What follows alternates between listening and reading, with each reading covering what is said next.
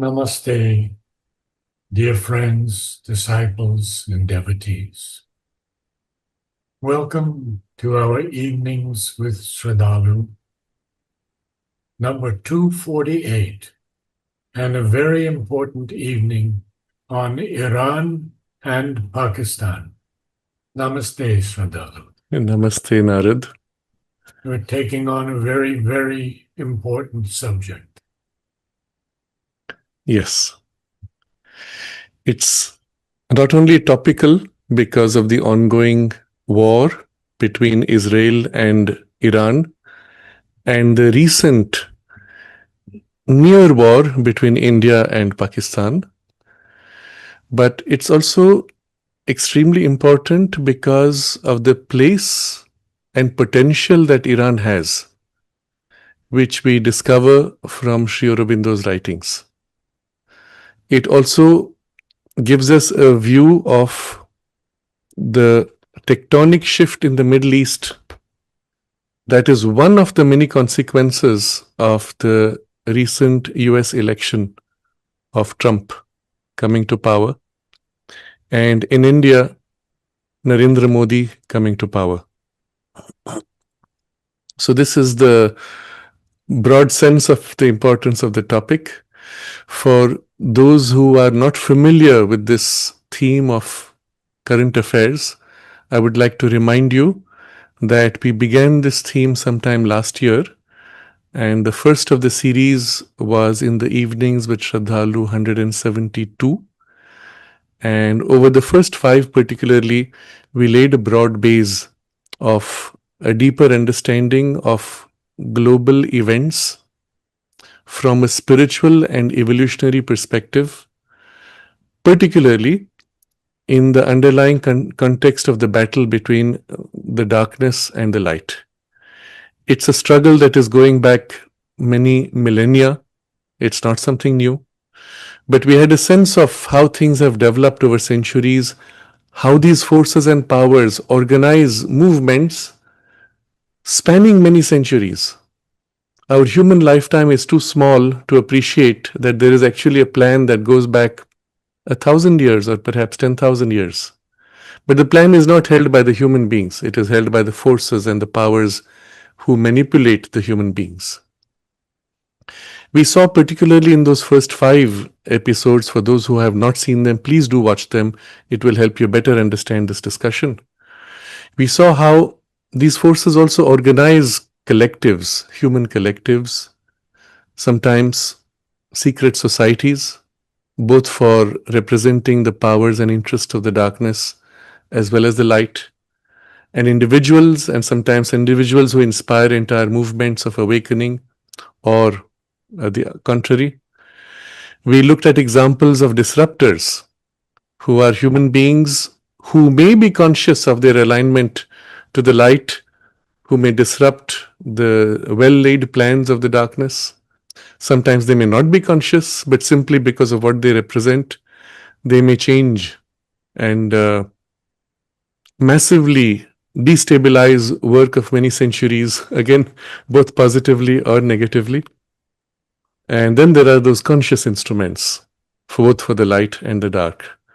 We looked at the trends which have been building over the last 100 years particularly, and the way the darkness has organized itself through secret societies to seize upon the potential higher mind of humanity, the potential financial resources, the potential political power structures, etc., from an early age.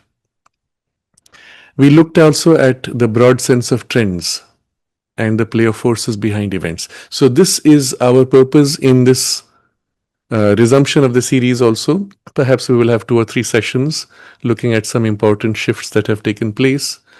But look rather at the things behind appearances, not stop with superficial names and events, but look at the trend behind and the forces at play, who benefits how, from an evolutionary, from a spiritual perspective. And this is the reason why it is best to understand things well after the events have fully unfolded. For example, the Operation Sindoor, where India bombed Pakistani facilities is better understood now than when it was happening. Although the ongoing present situation of Israel bombing Iran is in the middle of the whole thing, so we will not be able to see the full picture yet, which may be more obvious after a month or so. But still, what we will look at today are underlying realities and deeper spiritual truths of the Iranian people and the Iranian nation, and the importance of this transition that is taking place. So today, the contrast will also be between what happened between India and Pakistan and what is happening between Israel and Iran. And there's a significant contrast. The Indian operation ended in 4 days.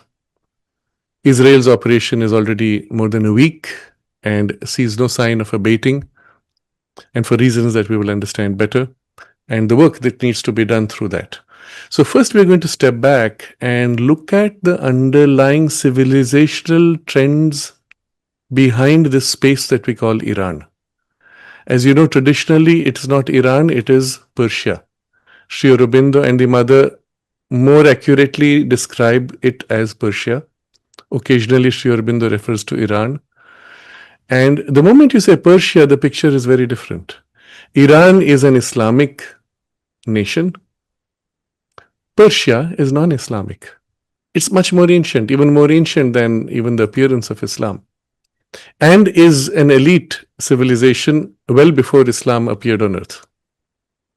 And so when it got Islamized, more obviously seen under the name and heading of Iran, when it got Islamized, the Islamization could not entirely override the underlying Persian values, ethos, culture, civilization. Much like in India. India is the only country which has not been fully Islamized nor Christianized despite several hundred years of effort. And because of the underlying strength of the original civilization, being able to resist and even absorb and integrate certain elements that came through these influences were relevant, but also to be able to resist. And so we see something interesting happening in the Iranian or Persian space. And I'm going to quote extensively from Sri Aurobindo.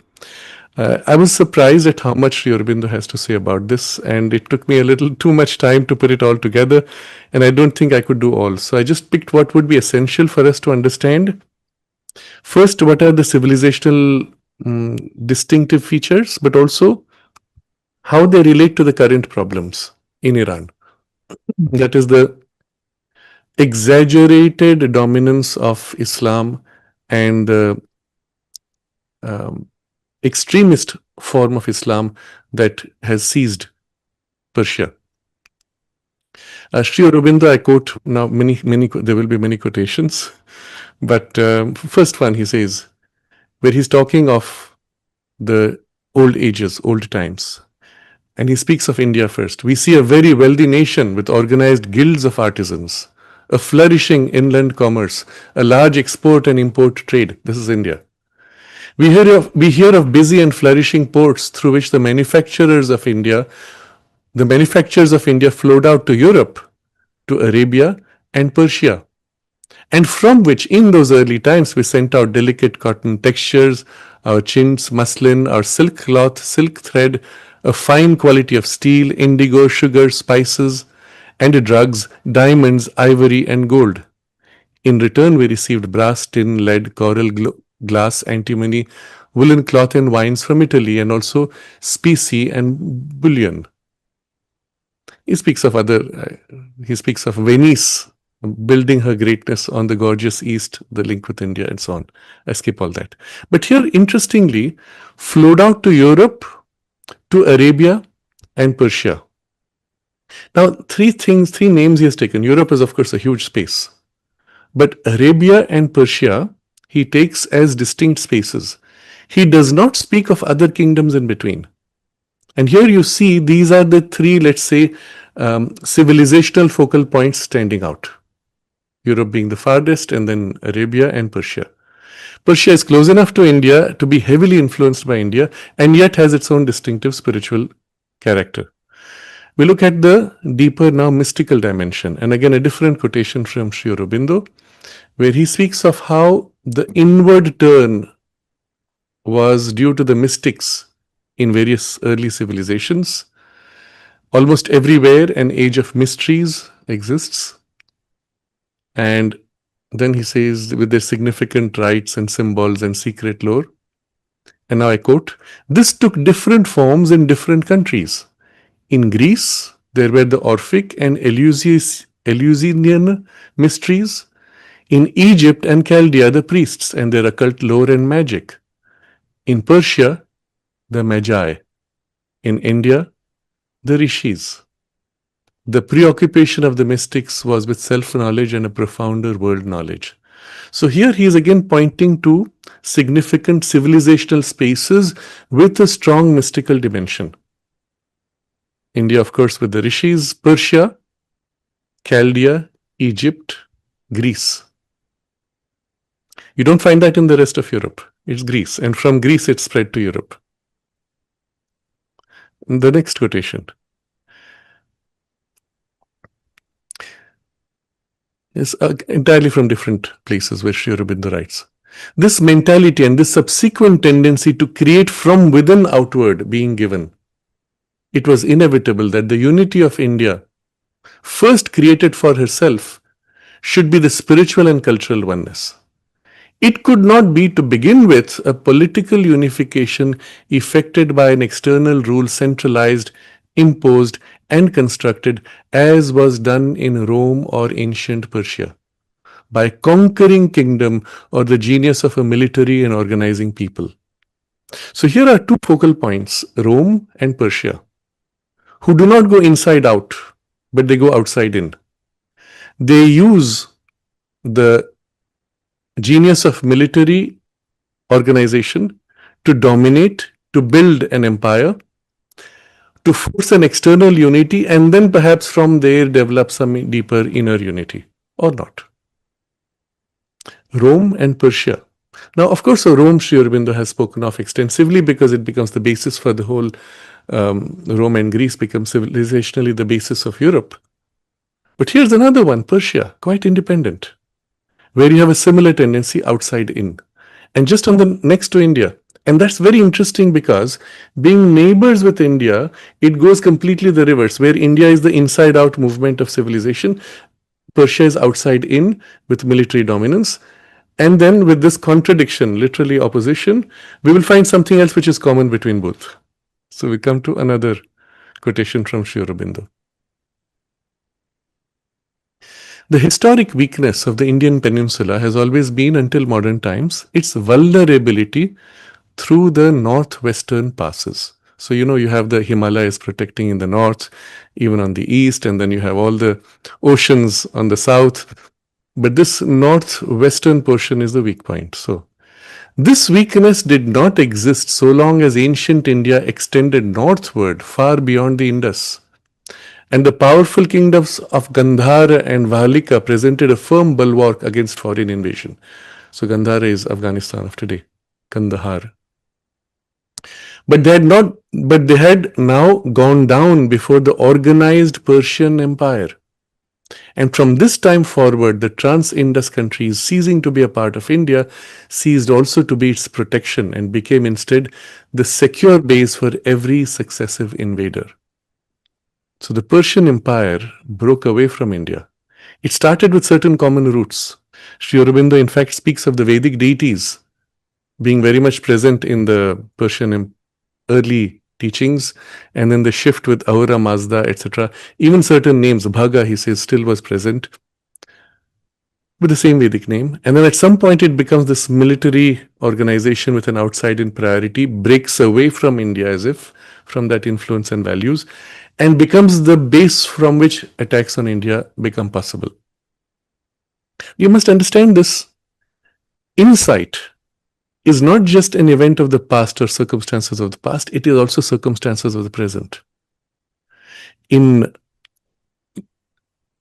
the middle stages of India's freedom movement, Gandhi had sent his, I think, his son to Sri Aurobindo to try to convince him to join his non-violent movement.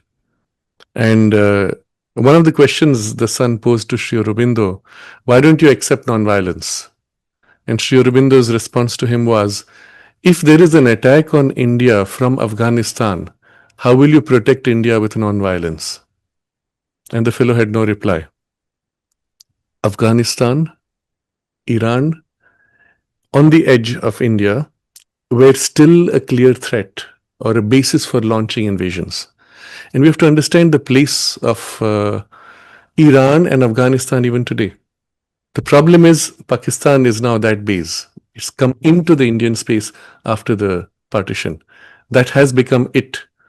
But considering that eventually perhaps Pakistan might reunite with India, that's still the launching ground. So you must understand certain trends of civilizational values go across centuries. So then he says, Sri Aurobindo says, the inroad of Alexander brought home the magnitude of the danger to the political mind of India. And from this time, we see poets, writers, political thinkers constantly upholding the imperial ideal or thinking out the means of its realization. Then he speaks of Chanakya and then the successive series across 9 centuries of Maurya, Shunga, Kanva, Andhra, Gupta dynasties working to protect India and to build the empire structure on that edge, on that border. And with that remarkable organization, administration, cultural vigor, brilliance, etc. Don't go into the text, it would be too long. But you get an idea of what he's pointing to and the critical events. And these are all defining because they define also the temperament of the Iranian people, as we will see. Another quotation. He's speaking of the period post-Vedic age of Indian civilization was distinguished by rise of great philosophies, literature, beginning of art and science, vigorous complex societies, etc. And then he says, here, as elsewhere, in Greece, Rome, Persia, China, this was the age of a high outburst of the intelligence working upon life and the things of the mind to discover their reason and their right way and bring out a broad and noble fullness of human existence. You see, the 4 spaces, Greece, Rome, Persia, China, where this intelligence is turning to life. But in India, this effort never lost sight of the spiritual motive, never missed the touch of the religious sense. So again, this is the distinguishing character. Then elsewhere, when he's speaking of the formation of nations, I'm going to skip the full sentence and just jump straight into how from the need for expansion, the national ego itself thins out and forms a nation identity. So he gives this example. For example, the Persian tribe first into empire and then into the nationality of the Persian people. Similar thing he says happened in Rome. Tribe, empire, and from there formation of nation. And then he says something else in the same text. Persian nationalism had succumbed and lay suppressed under a system of spheres of influence which were really a veiled protectorate. This is what happened after the colonization. So what he's distinguishing, and this is the difference between Pakistan and Persia, Iran. Persia is a nation. Pakistan is not. Pakistan is a fragment of a nation, cut out and therefore a country, but not a nation.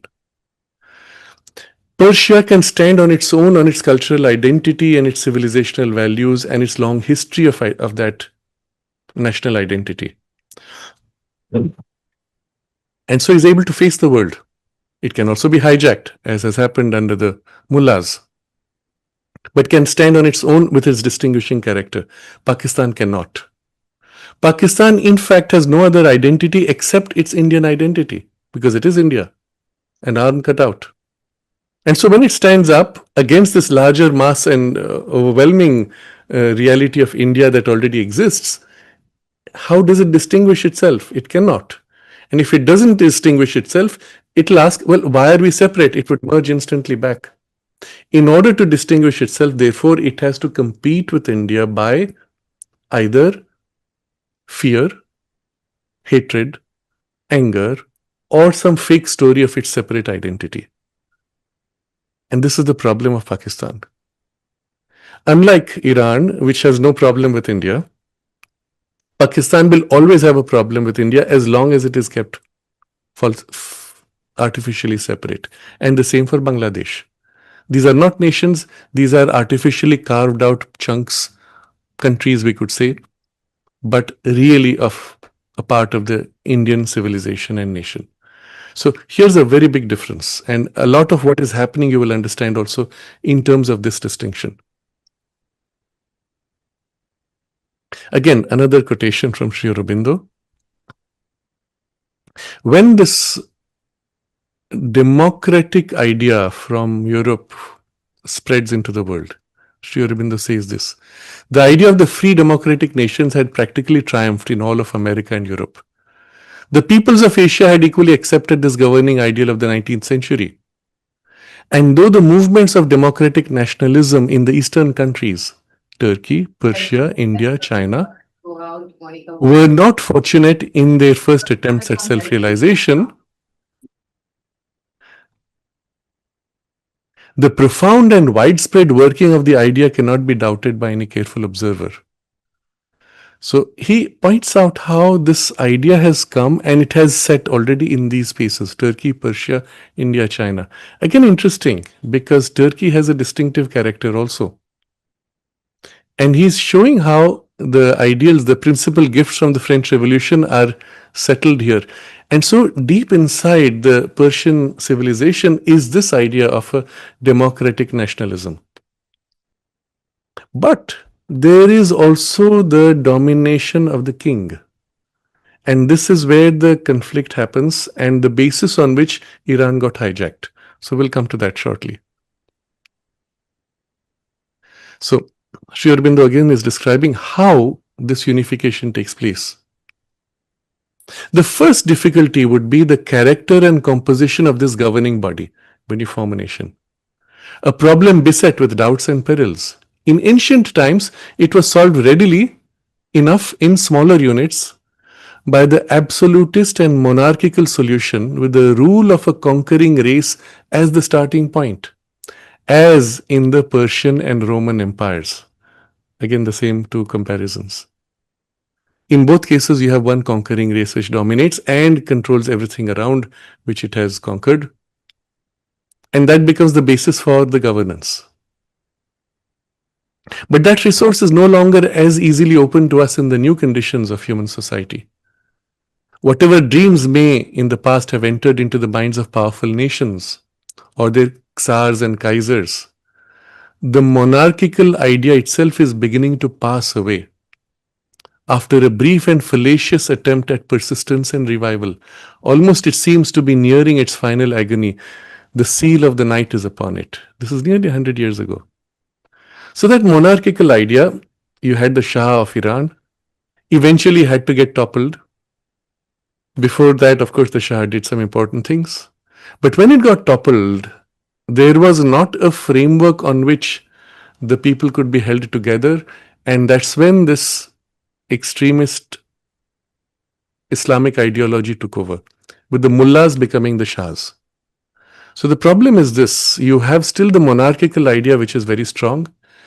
The people of Persia have not yet recovered or rediscovered or organized their mechanism of governance, self-governance. We'll come to this again, this point in different ways shortly. Then he speaks of how Greece, later Rome, India, China, and Persia are surrounded by or neighbored by enormous masses of old infra-rational humanity and endangered by this menacing proximity. So until these spaces develop an ability to defend and protect themselves, there is always the danger of this invasion. At this stage, the light and power of civilization always collapses in the end before the attack of the outer darkness. The barbarian has always a greater physical force and unexhausted native power of aggression than the cultured peoples. So here we understand what happened in Iran. While the cultured people had that refinement, the strength of the barbarians around invaded, and that is this very coarse, crude form of extremist Islam that took over, overthrew the Shah and became the Shah effectively. Now the Mullah. If you look at Iran before this overthrow, 1970s sometime, you see a very highly developed, modern nation. You see women, men, free, equal, doing all kinds of various activities, taking the best of the East and West. If you look at some of the videos of that period, it's interesting to see. You would have thought a highly developed, modern country. But when this comes, it imposes a regressive form of Islam with all the, what do they say, cultural police, which ensures that women wear burqas and so on. And then they kill people in the most horrible way, chopping their hands or stoning them to death, etc. So this is what you see here. The light and power of civilization always collapses in the end before the attack of the outer darkness. Another interesting observation he makes. He says, in Africa, in China, in Persia, Mesopotamia, so 4 spaces, cultural motives determine political and military action. Sorry, commercial motives determine political and military action.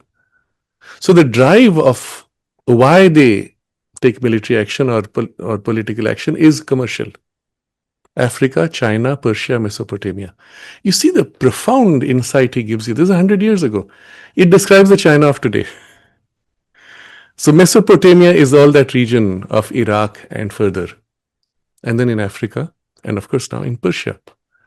So when Persia had this fight with Mesopotamia, Iran versus Iraq, 10-year war, behind that commercial motives. It also had the tendency of Iran to expand, which was the Iran Empire tendency, to want to dominate and rule. So all these trends of going back several centuries, maybe 10 centuries or 20 centuries, all these trends which you see in the civilizational values were present and without which you would not understand why Iran and Iraq were fighting for 10 years meaninglessly, both buying arms from the same Western sources and killing each other for no reason at all. So then he says, war is no longer the legitimate child of ambition and earth hunger, but the bastard offspring of wealth hunger and commercialism with political ambition as its putative father. So political ambition, commercialism, wealth hunger, these are the driving forces for war. In the case of Persia, particularly now, into that you bring in the ideology that comes with the extremist mullah, who brings hate for Israel as part of its indoctrination. Again, there's no logic to it. It is written in the book. That's all it is. So you have to hate, you have to kill because it is written in the book. Apparently, and I have not read it, in one of the holy texts followed by the extremist ideology, it actually says that if a Jew hides behind a rock or a tree, the tree will tell you there's a Jew hiding behind me, kill him. Such is the indoctrination that comes in that mullah mentality. So what you see here is a disconnect between the mullah ideology and the underlying Iranian people, culture and civilization. This disconnect is critical to understand what is happening right now and what Israel is doing and what behind Israel Trump is doing. And we're going to look at that a little bit in detail. But understand this thing. There are 2 different influences. There is the civilizational value of the Persian people, their culture, their nation identity, and upon that the imposed mullah values. And even though they've been there for 2 generations, maybe a little more, they cannot wipe out centuries of culture. What is interesting when you look at, and I've met people from Iran in various spaces outside Iran, obviously, it's amazing to see the kind of self-respect, refinement, culture, sense of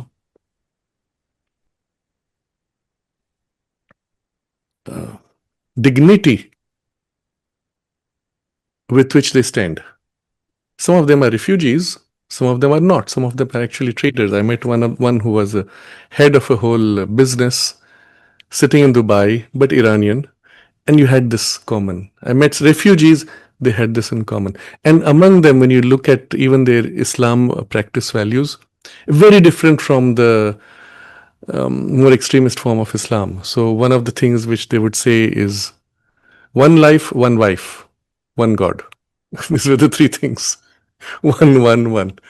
You marry for life, no four wives, none of this triple talaq to dismiss a wife, marry another, etc. None of that. It was a commitment which came from a certain refinement of civilization and intellectual civilizational values going back many centuries.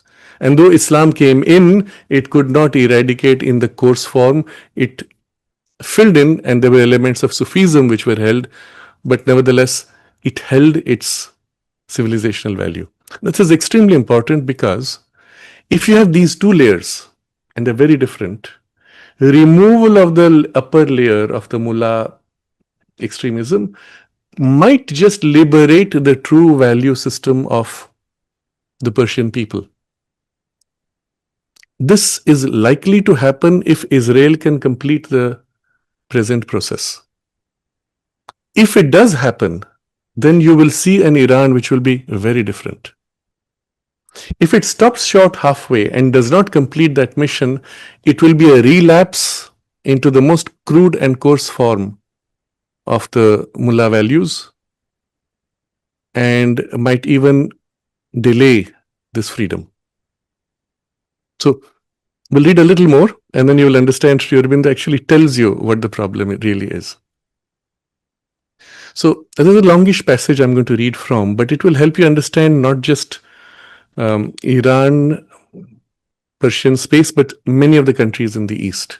And a trend which is suggesting the direction of the next 100 years. And this is titled by Sri Aurobindo, National Vitality. I'm going to read from this. Nothing is stranger than the difference presented by Europe and Asia in the matter of national vitality. This is 100 years ago, Sri Aurobindo's writing. European nations seem to have a brief date, a lifetime vigorous but soon exhausted. Asiatic races persist and survive. It was not so in old times. Not only Greece and Rome perished, Assyria, Chaldea, Phoenicia are also written in the book of the dead.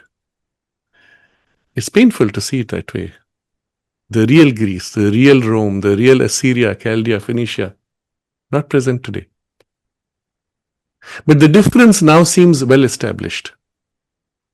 France is a visibly dying nation. What a statement. Looking 100 years ago, he's looking at the France of today. And everywhere you see today the decline, and it's shocking, it's deeply disturbing. But he's seen this 100 years ago. Spain seems to have lost the power of revival. Italy and Greece have been lifted up by great efforts and sacrifices, but show a weak vitality. You really have to go into their history to understand this effort of lifting up and the sacrifices that were necessary to push forward this. The Anglo-Saxon race is beginning everywhere to recede and dwindle. On the other hand, in Asia, life pulsates victoriously. Japan has risen at one bound to the first rank of nations. China, untouched by her calamities, renovates her huge national life. Imagine the foresight he has at that point. He's seeing all this, and he is 100 years down, it's so obvious. The effect on India of an accumulation of almost all the conditions which bring about national death has been a new lease of life and a great dynamic impulse. So it's as if on India all the things came to destroy, and suddenly it has this reverse effect.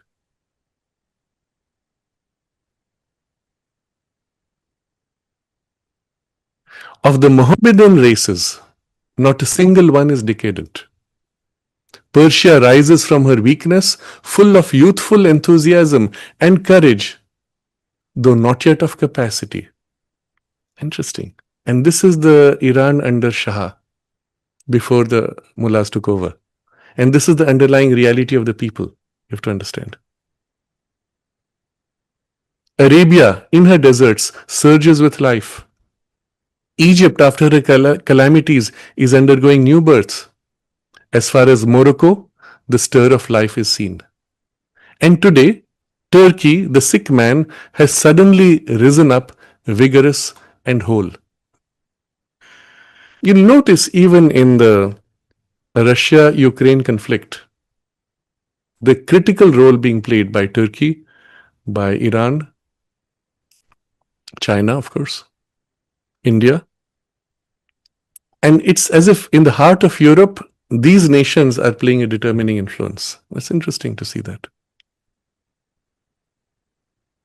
And then he says, what is the source of this difference?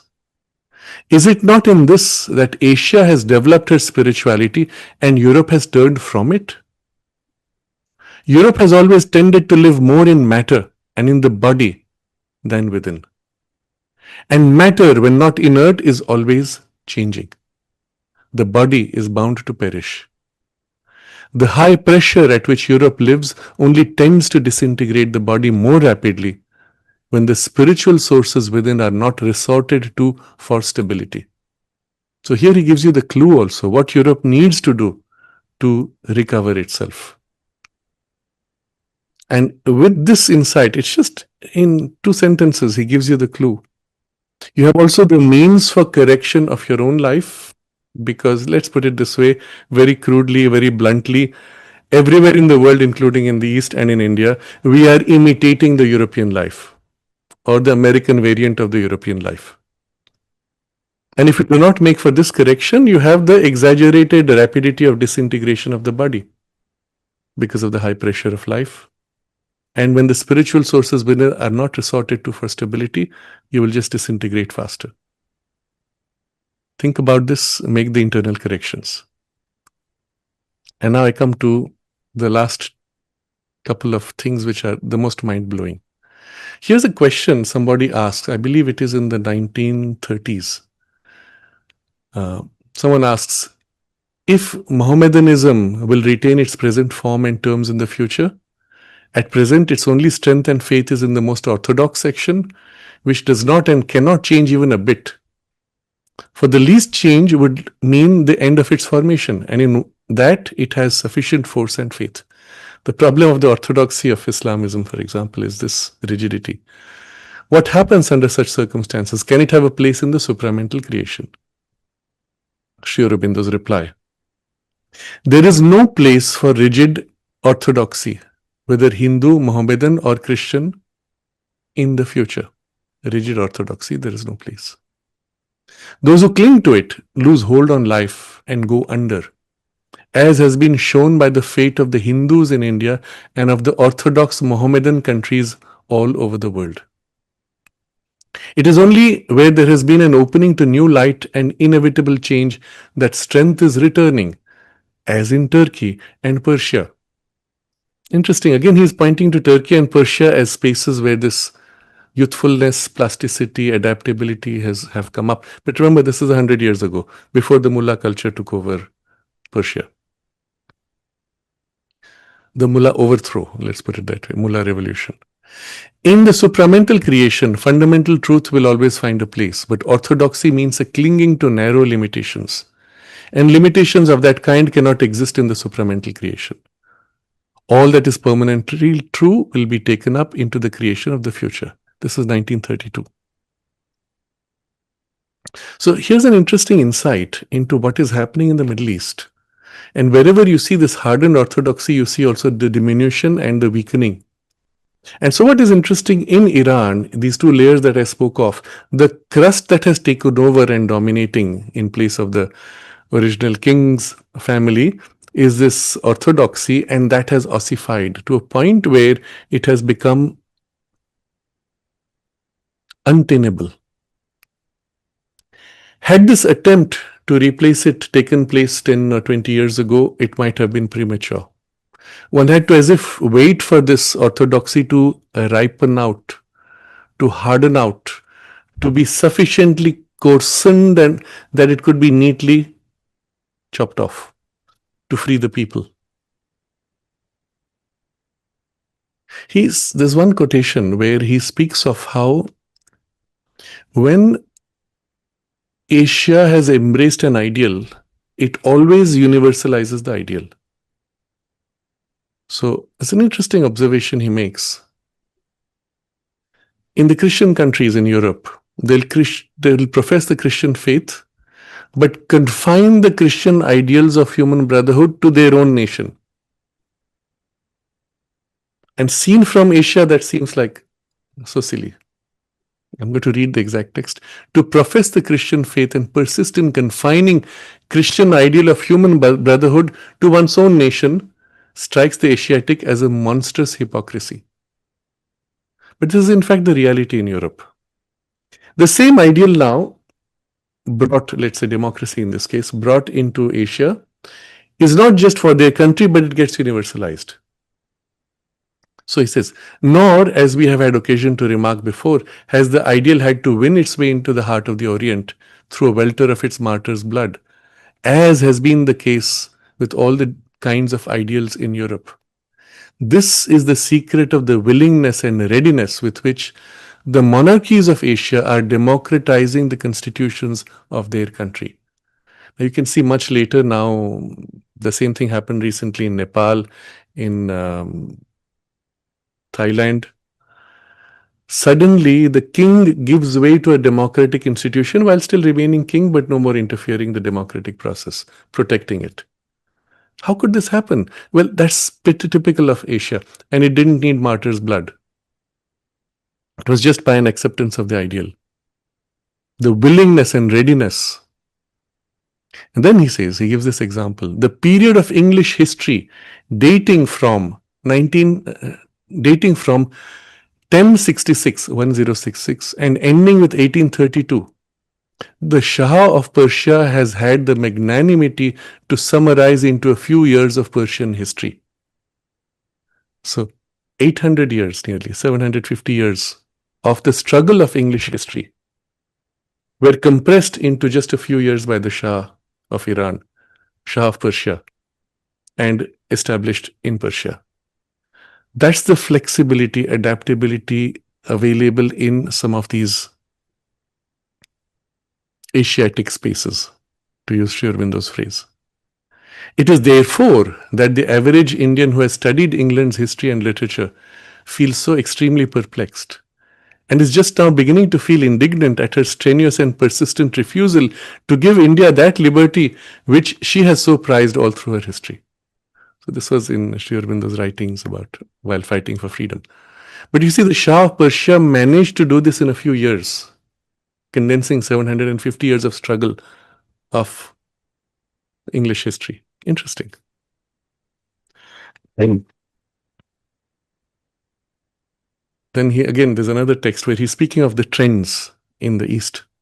The strong desire for freedom is unfurling all over Asia. Nothing is impossible. Nothing is unattainable for the superpower that is adept to change. What we say is impossible can turn possible and attainable with the motivation of Mahashakti, the divine Shakti, and the accurate means of Mahashakti. What we call as futile exercise becomes possible and inevitable by the will of the Almighty. And then he gives the example. Persia was weakened as the two great demonic forces were exerting power and crushing it. But the country surmounted numerous obstacles and gathered strength at a slow and steady pace and has risen from the confounded state. But from where did the Turks, who were at the verge of extinction, drink the elixir of life and revive their lost enthusiasm, their vigor and youthfulness, and become a power to reckon with and instill fear in Europe? Then he speaks of China, Arabia, Turkestan, India, how they're waking up from the slumber. And then he says the first signs of unrest have already appeared in Afghanistan. Only Brahmadesh, Burma, and Shamdesh, Siam, also known as Thailand, still remain uninfluenced by this turmoil for independence. Interesting, even the names he gives for Burma and Thailand, the original Sanskrit names. Now, uh, the last quotation I will give is the most important because it literally blows your mind, because you understand the forces behind the divine forces shaping nations and how they work. And this insight only someone like Sri Aurobindo can give us. Remember, Sri Aurobindo had literally brought India to the brink of complete freedom. That's when he was jailed. At that point, after a year when he comes out, he says suddenly there's silence everywhere. He could have completed that work, resumed it, etc. But he is giving the Adesh, the divine command to go to Pondicherry to prepare for a greater work. But as a consequence of the work already initiated, 10 years later, the British come to the negotiating table to discuss India's freedom, 1921, 2021. Because Sri Aurobindo is also working from the higher domains to push for this freedom. That's when Gandhi completely disrupted the freedom struggle and told them we don't want freedom, and postponed the freedom by another 27 years, which led to the huge inertia in the Indian people and so on. But I'm not going to look at that. I'm looking at this point where it was brought to the brink of freedom, not once but twice, and delayed each time. And what's the underlying cause? So here Sri Aurobindo gives you this amazing insight, and he also links it to what happens in Persia. In the groundwork of the new nation, the old evil stuff lingered. And therefore, God trampled our work, that is Sri Aurobindo and his team, trampled our work to pieces in order to have it out, so that it might be seen, recognized, and rejected. So all that evil had to be forced out by this trampling. It was that work the repressions and reforms have come to do. And it is almost done when he's writing this. Had we gone on in our first victorious rush, unhampered and undefeated, we would have entered the kingdom of Swaraj, full independence, with an imperfect national character, full of the temporarily repressed vices which would have come to the surface as soon as the great stimulus of a successful struggle had been removed. And the last state of the nation might have been worse than its first. So if at that point that process had been completed without the removal of this evil, then the conditions might have been worse. At any rate, there would have been infinite troubles, reverses, and disasters for the liberated nation. So a lot of that has happened because of the partition. Nevertheless, it would have happened even without partition for these reasons. And the things which would have been worked out, which God's trampling exposed, were precisely these things which are underlying the partition also, among other things. Among other things would be the more coarsened form of orthodoxy, these divisions between the religious groups, etc., and perhaps others. At any rate, there would have been infinite troubles, reverses, and disasters for the liberated nation, such as are in store for a nation like Persia. He's telling you that India avoided the thing which is going to happen in Persia. Such as are in store for a nation like Persia, where the struggle for freedom has not been sufficiently intense, arduous, and complicated in its features to purify the people and build its character. Fascinating, mind-blowing insight.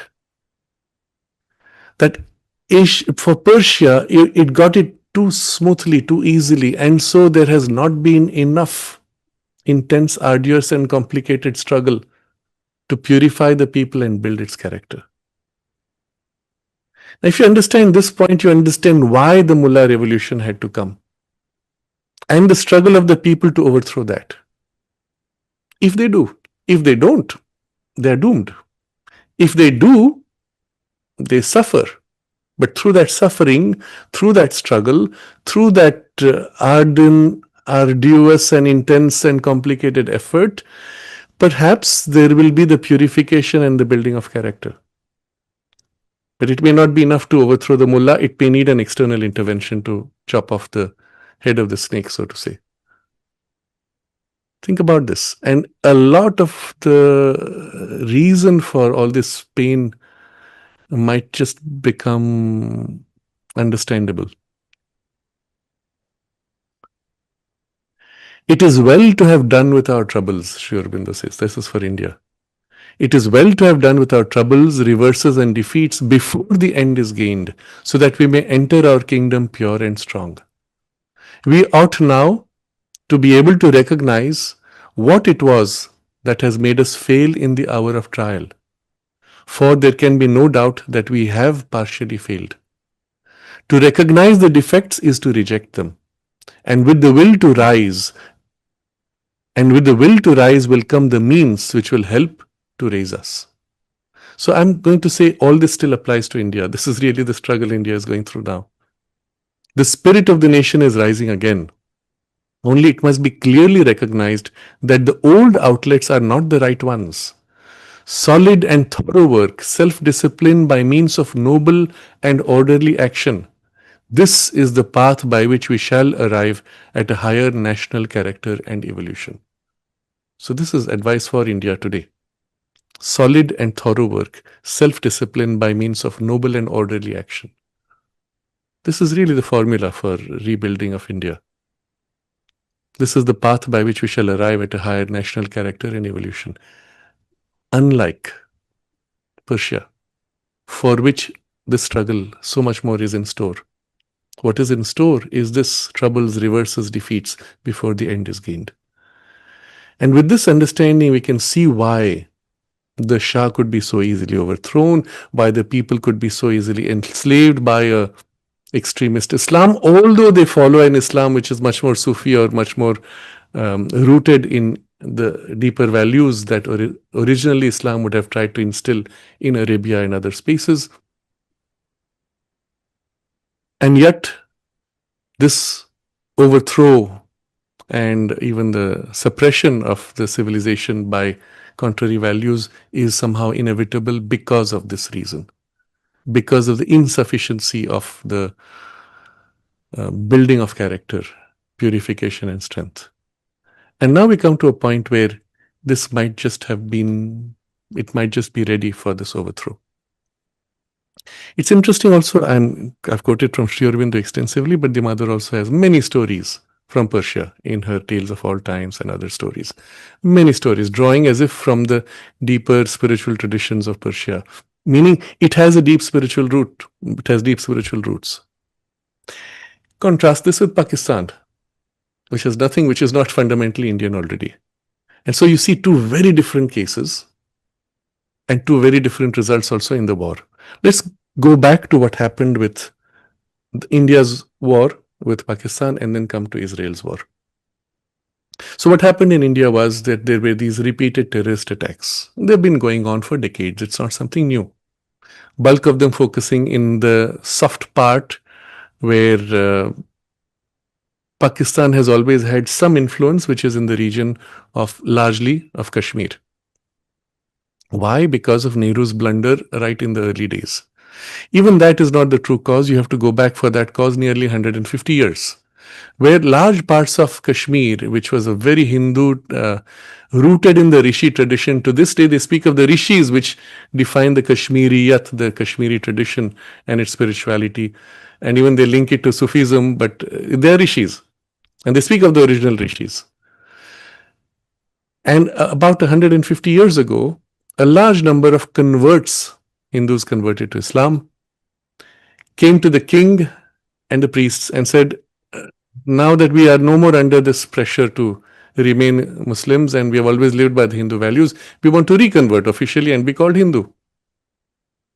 And at that point, whoever it was, I do not know the details, they refused, saying, no, you have kind of lost the purity, you will always remain what you are. Therein lies the root of all the problems you see in Kashmir. It was this rigid orthodoxy which looked down on a people who had as if fallen from their purity of whatever the concept the orthodoxy had. And these same people who were denied, who were allowed to fall, now continue to live by those and get subsequently hardcore Islamized in the most extremist form. And that happens with partition. So you might say roots are in partition, but the roots go further back to this rigidity, orthodoxy of the leaders, the then leaders, religious leaders. Yes, with partition, this hardens, and you have a very serious situation where large parts of Kashmir are taken over by Pakistan, and instead of winning them back, Nehru chooses to call the United Nations. Therein again, you see another weakness, which is of the Nehruvian mentality to appeal to the superior English race for solving your problems because you're incompetent to solve them. Now, Nehru himself was never chosen. He was never elected by parliament, as you know. He was selected by Gandhi, overriding the electoral process which has selected Sardar Patel, not once but twice. And so it does not represent even the Indian democratic perspective. It does not represent the people's will. It represents Gandhian values. Gandhi, as you know, had his own issues and he was under influences of various kinds. I will perhaps place on record something which is not comfortable to many people, but there's a statement that the mother made orally then that she said, and this was during the Second World War, before India became free, or was it just after? In that period, towards the end of the Second World War, and mother said, the same force that is inspiring Hitler is inspiring Gandhi. There were many in the ashram who were Gandhians. They were followers of Gandhi who had come to Sri Aurobindo, living in the ashram, and some of them were very deeply disturbed because he was, for them, he represented a certain ideal. Among them was one, Jayantilal Parekh, who was the head of and founder of the ashram archives. And he told us this himself. So he went to the mother and said, Mother, how can you say that? You see, it's not as if he said, please explain. He opposed it. How can you say that? To which mother responded, and she took a diplomatic position. She said that, well, he is open to all kinds of influences, both positive and negative. And so he came back sufficiently mollified. And he shared this with us. I have it firsthand from him. But this helps you to understand why so many of the Gandhian and Nehruvian policies were harmful for India and actually delayed India's reawakening and kept her enslaved. I won't go into all of them. But suffice it to say, this was one of them. And the Indus Valley, in the Indus River Water Treaty was another of Nehru's big blunders, where he allowed Pakistan to have 80% of India's water from the rivers for nothing in return. And Gandhi at that point wanted to give away a huge amount of Indian finances to Pakistan. And even having had Bangladesh and Pakistan, or having two pieces of Pakistan, East and West, he wanted to create a corridor linking the two countries. And this is when he was, so to say, pushed out from the space by assassination. Now, the ridiculous extreme to which these leaders took India's interests in the opposite direction cannot be explained otherwise than to understand there were forces playing behind. As a result, with that partition, both Bangladesh and East Pakistan then and West Pakistan become as if two arms of the body cut out. The body is armless, the arms are bodiless and soulless. And therein lies the problem. Pakistan must continuously irritate India and provoke India in order to retain some sense of individuality and to hold its people together. Sri Aurobindo makes this observation: war is often the easiest way by which rulers integrate their national identity and strengthen the integration. So, what was happening in recent times was that Pakistan was already breaking up. Under Modi, the whole focus had been to stop engaging with Pakistan and to disconnect India from Pakistan in public discourse in international matters, rebuild India's economic basis, and Pakistan was falling behind so rapidly, and it doesn't have enough food or water to supply its own people. And the military itself has become like a gigantic cancer eating up the national resources. All the businesses are owned by the military investments. There's a very interesting article I saw where they give some extraordinary figures saying almost 80% of all businesses in Pakistan are owned by the military. So the money going into the military and the corruption in the military is so strong that they end up running civilian businesses and operations as a way of making money. And they're, of course, accountable to nobody. So effectively, Pakistan is run by the military. The prime minister is only a figurehead selected by the military or allowed by the military as long as he does not disrupt the military's authority or question them. And that's how literally Pakistan has become, and worse over the years. This being the situation, Pakistan internally has been in a tendency of breakup, which Mother had foreseen. I've spoken about this before. I will not repeat, where Mother said that Pakistan will break up into 4 distinct parts and each part will want to rejoin with India. And this was particularly happening in certain areas where there had been, if you saw recently, trains were hijacked by the Baloch, I believe,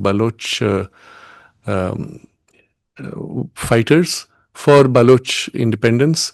And the military was on the edge of survival. It had become irrelevant under the pretense of democracy, and the Fissiparist tendencies had become too strong. At this point, the present military chief of Pakistan asserted himself, bypassing the elected government, and began this operation of massacre in Pahalgam, in a region, in a part of Kashmir, where tourists were taken, herded together, and shot.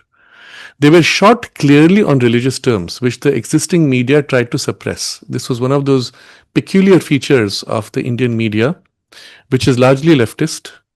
Some of it is not just leftist, but it is under control of anti-national interests. So one of the things they want to do, as from the leftist mentality, is to cover up anything which has to do with either the Hindu identity or with national pride or values. And one of the things these 4 terrorists did was to shoot people on the basis of religion. They asked, "Are you Muslim or Hindu?" If you're Hindu, they shot the man and left the woman widowed in front of the woman, one by one. And sometimes if the person said, "Oh, I'm Muslim," they would have them remove their pants to show whether they had been circumcised, or they had them repeat the certain verses, the kalima, by which they can prove whether they are Muslim or not. And if they could not, or if they're not circumcised, they were shot. Just like that, point blank. Now you see, a person who shoots like this is soulless. You feel nothing. These terrorists are bred to be soulless. They're not just terrorists, they were actually the outreach arm of the Pakistani army, which has been built on these values. I go back 20 years when we were told, and it was Subramaniam Swami who had put this on record, that the last level of the Pakistani army was being Islamized.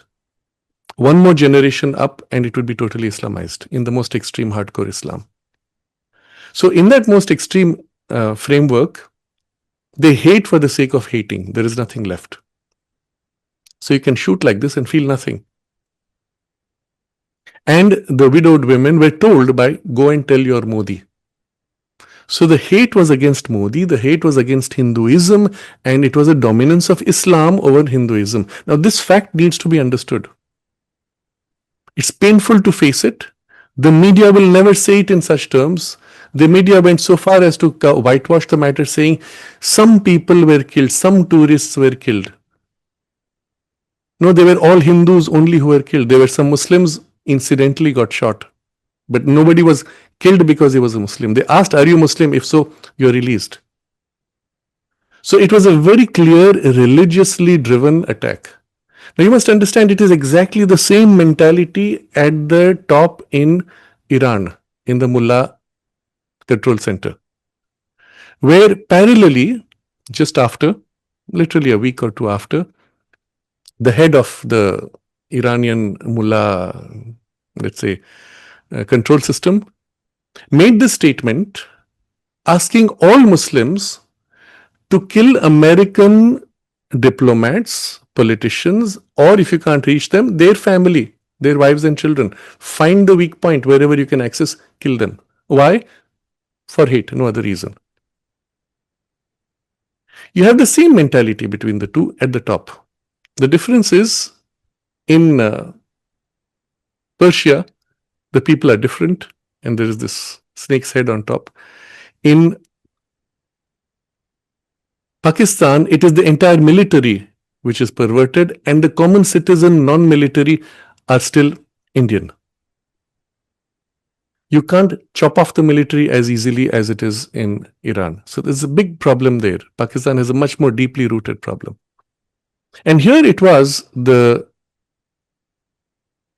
military head who takes a decision to prevent Pakistan from breaking up by going to war. By provoking this kind of an attack, which is religion based and an anti Hindu attack, very specifically, he is provoking India's retaliation. The problem is the provocation itself is a religious provocation. The response is a non religious response. There's a disconnect. It's not a religion versus religion war. It is a religious hate, and the response is a political or civilizational attack. The same thing exists between Iran and Israel. While the hatred which you see from the mullah is a religious hatred for the Jews, or for America, which is the great Satan, or Trump, who is not playing along with their interests, whatever it is. It is a religious hate. The response is a civilizational survival response. It is not hate versus hate. There's a fundamental difference, and you have to recognize this. So when India retaliated, so it was interesting to see the mechanism of that retaliation. It took about 2 weeks to prepare. So very precisely graded, very precisely focused, aimed at destroying the terrorist training camps and terrorist leadership. What is fascinating, and again which the mainstream media avoided revealing to you, but you'll find it stated in the non-mainstream media, is the head of, I think it was the JEM, Jaish-e-Mohammed, one of the terrorist groups that was involved in these kinds of massacres in India.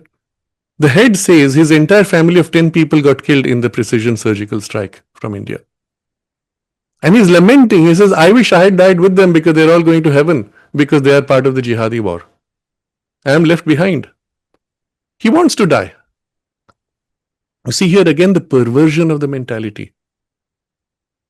The eagerness to die while killing those you hate from a religious hatred standpoint. There's no rationale to it. And this is the extreme rigidified orthodoxy of that extremist Islam. It does not represent any truth. It does not represent any religious or even spiritual values. And this wants to die, but in destroying others, it will die. And so when there is the surgical strike to eliminate this, there is no other way out. You cannot sit with them and have discussions. You cannot negotiate with such a mentality. There is only one solution to eliminate them. It's not something you can say, it's not politically correct to say it like that.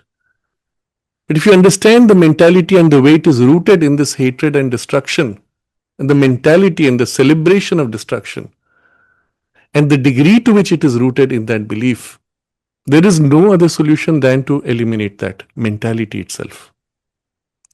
Now, ideally, you would say eliminate the mentality, which means go all the way down into education and remove that whole training program, which in India, Modi has tried to do through various kinds of engagements, including also in Kashmir.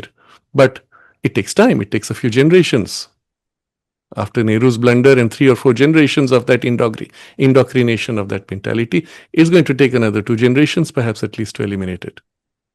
But in immediate intervention, the elite leadership that commands the whole operation of hate needs to be eliminated. There is no other way. So India's precision surgical strike, if I remember right, they were at 21 training camps. And some of these, interestingly, when afterwards, so you see the satellite photographs, you see one of them was shaped in the structure of a mosque. There are photos from inside. There are these domes. Between the domes is a flat patch, and the missile goes exactly into that flat patch, absolutely in the center, 40 centimeters hole, and explodes inside, killing all those who were under training. Interestingly, immediately after, when there was the ceremony of those who had died, the top brass of Pakistani military was present. The entire military leadership at the highest levels was present because they were mourning the death of their trained people. If they were not present, then those terrorists would have felt that they were being rejected by the people who had funded and prepared them.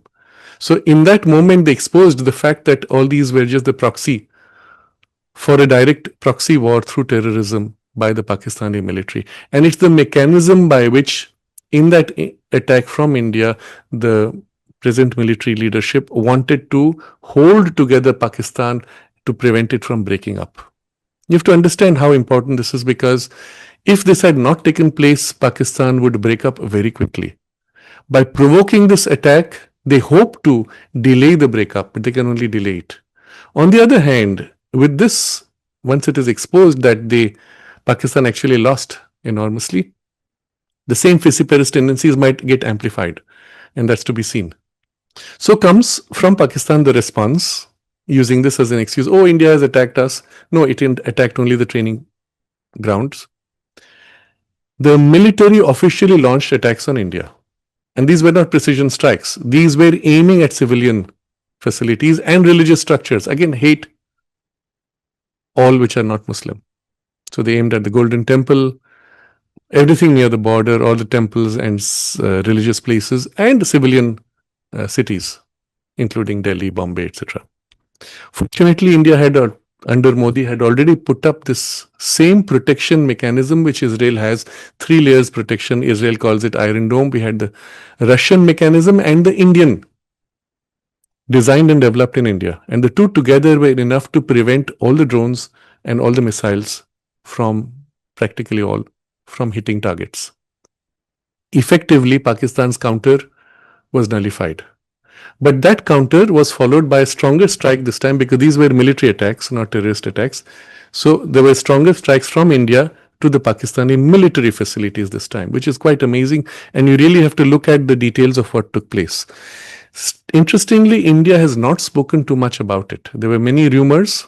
At the time, I happened to be in Europe, and all the newspapers, televisions that was in France, were speaking of how India's fighter jets had been destroyed by Pakistan, which was completely false. It was Pakistani propaganda. What was interesting, the entire Western mainstream media was playing to Pakistani propaganda. Not one bothered to follow up what India was saying. And that shows you the cabal control was backing Pakistani military. Cabal wants to trigger a war between India and Pakistan, and would like it to become the same situation as between Russia and Ukraine. Had Pakistan succeeded in hitting, and the counter from India would have been followed by another counter, and at some point you forget who started what, and just goes on and on. This was their intention. The same thing, Ukraine is a small country in front of Russia, and the two are bogged down.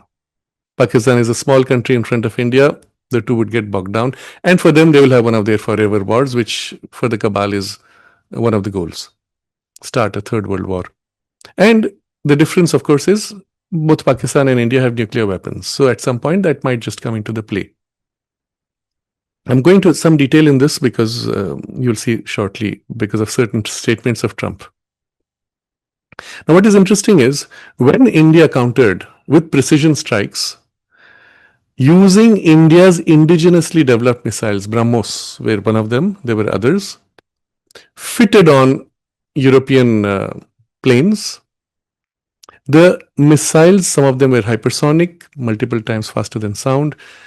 They were completely undetected. The Pakistanis could not counter them with their Chinese missiles. All of them struck home on the military facilities, destroyed the aeroplanes, destroyed the AWACS. Two of the AWACS of Pakistan were destroyed, and severe setback to the Pakistani military. This was stunning. It was stunning globally because nobody expected India was so precise and so advanced in its military response capability. These missiles had never been tested in a battleground. Even for China, it was a shock. The Chinese missiles and jets which Pakistan had were completely powerless. The Chinese radars and detection systems were powerless. Tested on battleground, India was far superior. The practical result was that Pakistan was hugely set back, and the objective of integrating Pakistan would have been completely, well, reversed. So very quickly, Pakistani propaganda picked up saying, oh, they destroyed so many jets, they destroyed so many targets, and the head of the military, chief of army staff, orders the prime minister to award him field marshal as a victor of a war. This is very important to understand. Who rules Pakistan? Not the prime minister.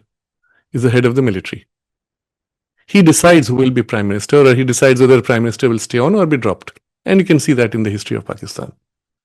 He orders that he should be awarded this position, which promptly he is awarded. So it's a way of fooling the Pakistani people. Now, what was interesting, and I was watching the media play, eventually the French media came out with a statement that, yes, in retrospect, after several weeks, India massively destroyed Pakistani facilities. Pakistan did practically nothing to India. So India failed in its public relations. Won militarily but failed in public relations. No, that's not true either. It was the media which lied to you. And when they were caught lying eventually, because at some point it was too obvious, they said, oh, you people did not do the correct public relations, and so we were misled. They don't say we were misled, but that's the idea. So understand one thing in this whole reporting of the news. The media is not your friend, mainstream media. Mainstream media is a liar, is deceptive, is intended to promote cabal objectives and make you play the cabal game. They lie to you blatantly, and when they're caught lying, they will just say, oh, you were ineffective in your communications, and it's not their fault. More seriously, the shock in Pakistan is so great. One of the key elements was Pakistan was threatening nuclear war. One of the ministers came out with a statement that our nuclear bombs are not just there for show, they will be used if India attacks. In the counter that India made, they eliminated and neutralized the nuclear command control center and facilities. So the problem was Pakistan could not even make a nuclear response, was struggling even to survive. And one of the bases, which was the nuclear power center, which India hit, and it was an underground base. So you can see through satellites a hole, and inside the hole is the entire base. And so there was a massive explosion underground, which registered like a mild earthquake in the meteorological facilities. And that's where that particular base was, where the CIA American control systems were based. And at that point, there was the panic. So there were two panic calls. There were the panic calls from the CIA base, which is the deep state, not the good guys, but the bad guys sitting in Pakistan controlling this whole operation, and which also controls the nuclear missiles. And one of the statements which came out later from the Pakistani military was that particular base has entire regions which are completely US controlled, and even the Pakistanis military are not allowed to go there, and they cannot know what's happening. It's in one of those underground bunkers that the Indian missile struck.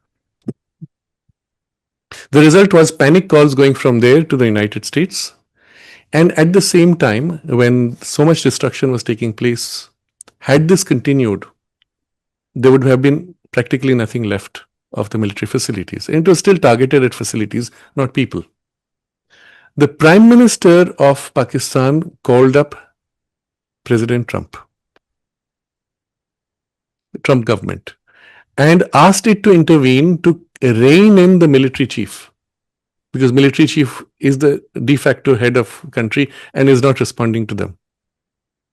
And that's when, from Trump's side, there was a phone call to the military chief telling him to stand down and not go nuclear. Therefore, Trump had a right to claim that he prevented a nuclear war.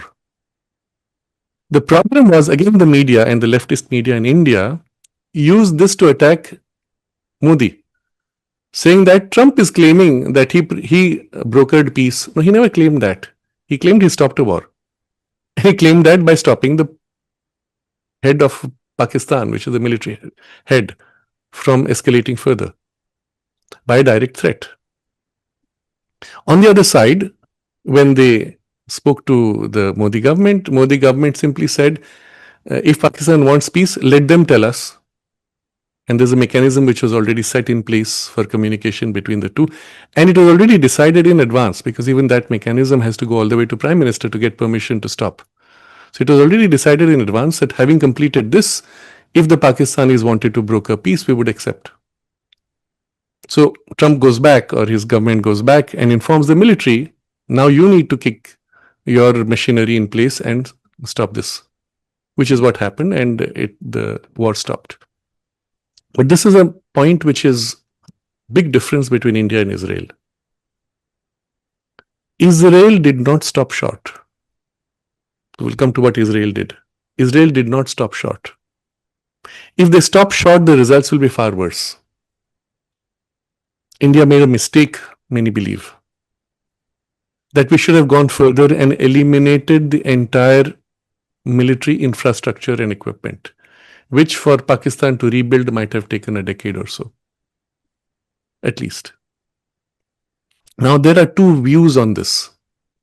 One view is, once Pakistan got desperate enough, they might just use the nuclear option and there would be a nuclear attack. Even if one bomb got through, it would be enough to be a disaster. And so they should not have been pushed beyond a point. And the other view is that we should have just gone on, even destroyed the nuclear facilities and command control systems. So I'm not going to pass a judgment on this. I just recognize that we don't have enough information for taking the decision that was taken. Nevertheless, it seems like something more could have been done before ending the hostilities. Now what has happened is, the strength of India's capability is exposed.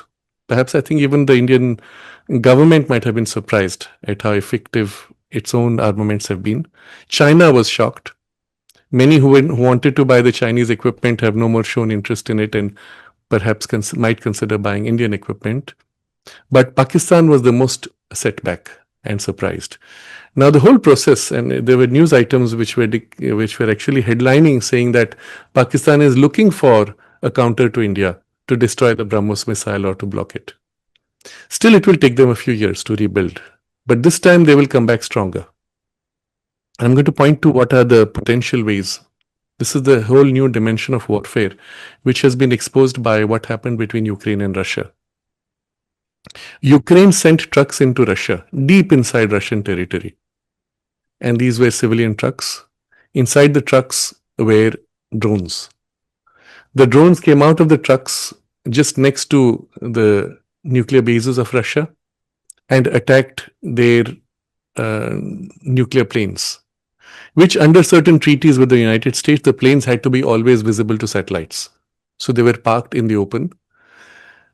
You come to a base, you're barely half a kilometer away, your drones pop out, go and blow them up. It's so easy. There is no way to defend against such an attack, practically. This has set a new basis for warfare, where distance doesn't matter. Iran or China can put trucks in the United States next to its military facilities. Drones will come out from the trucks and blow up their planes, and there's nothing you can do about it. For the last 3 years, China has been buying up large parts of agricultural land exactly next to the US Air Force bases and nuclear facilities. Why? Obviously, for an object like this. There's no other object. Oh, one simple object would be spying. But why do you want to spy? Eventually, it is to intervene. And the same might happen in India. All future warfares will be of a different kind. There will be guerrilla warfare of this kind using drones. So even though Pakistan sent hundreds of drones, they were all blocked because of this 3-layer defense system. Exactly the same thing happened from Iran. They sent out drones and missiles, which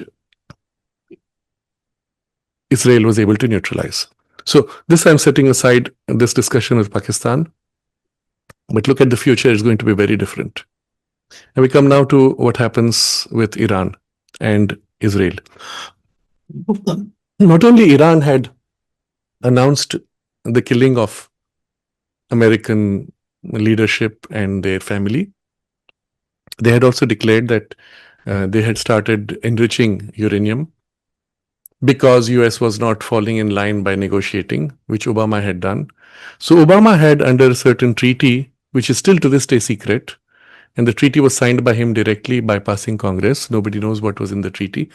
They said Iran would promise not to make nuclear weapons within the Iranian space, and for that they would be given billions of dollars in cash.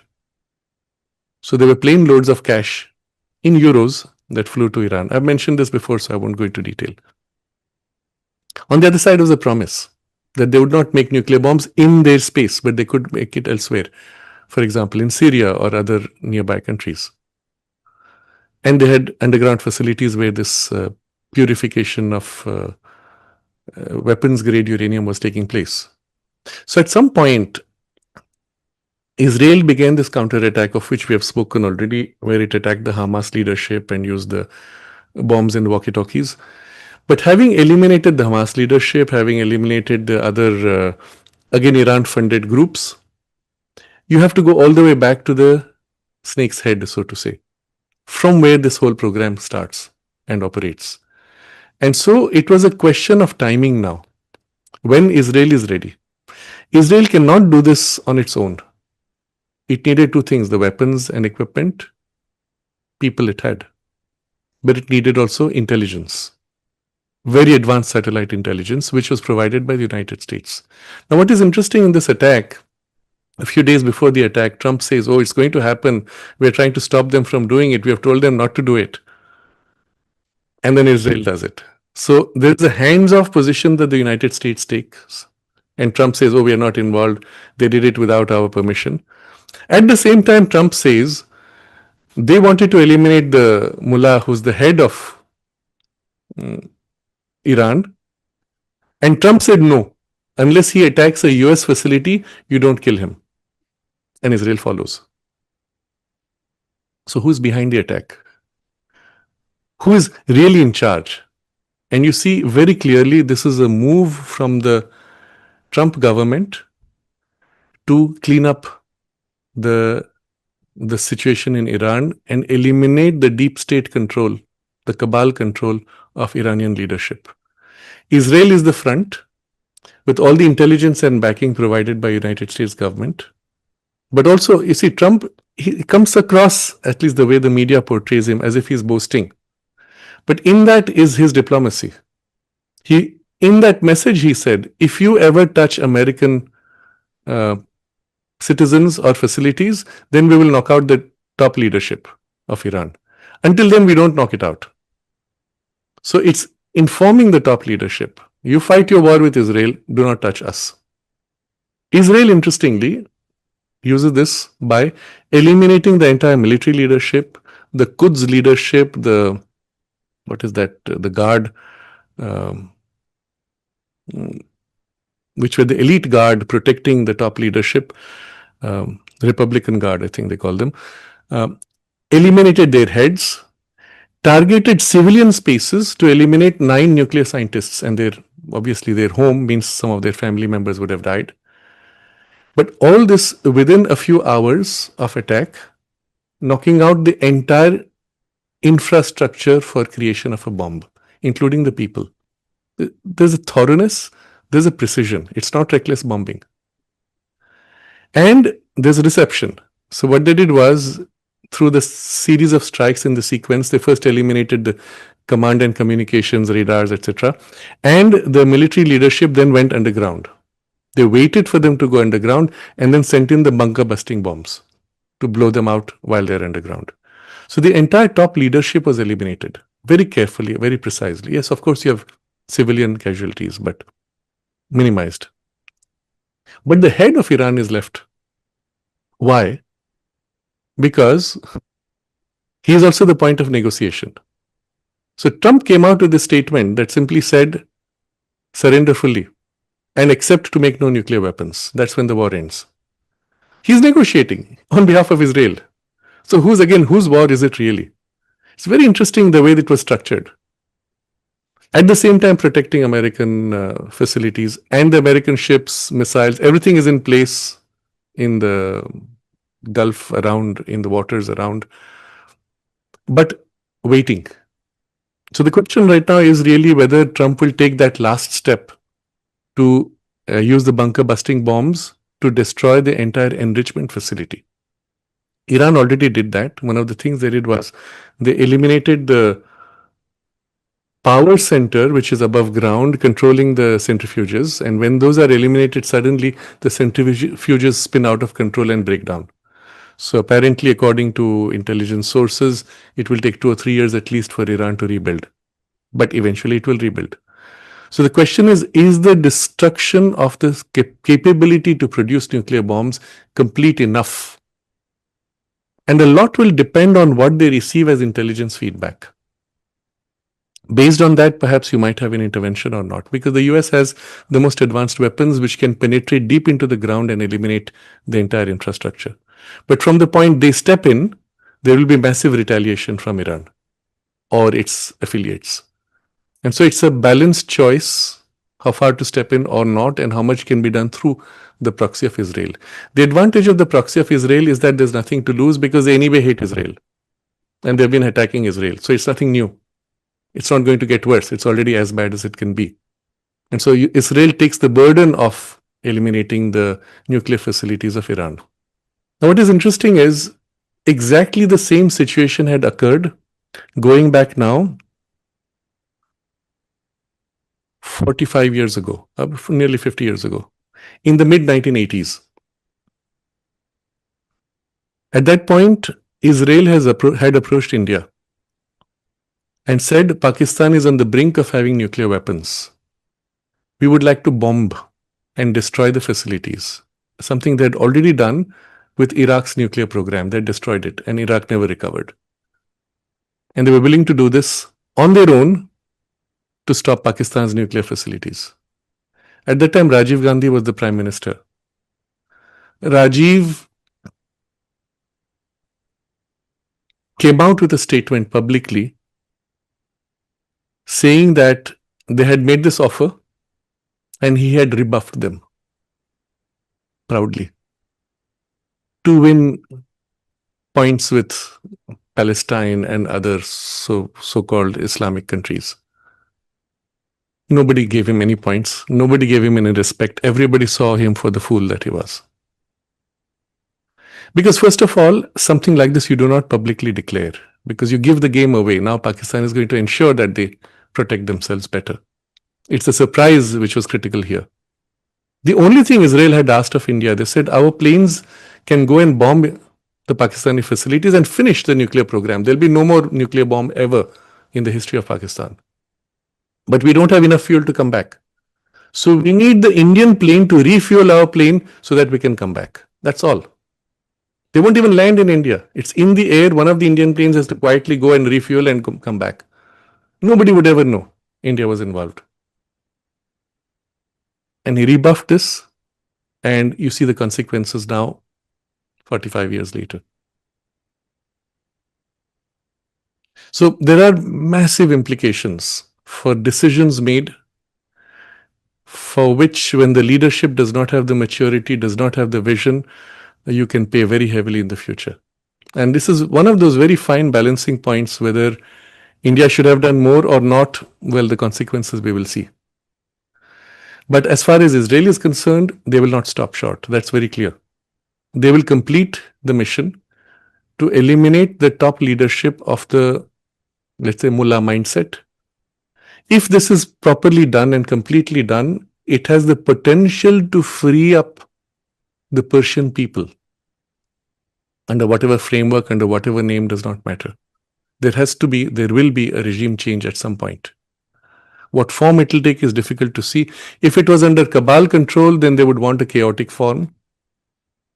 Thankfully, Trump being there, perhaps it can be done in a way that will not be too chaotic and destructive for the people. To be seen.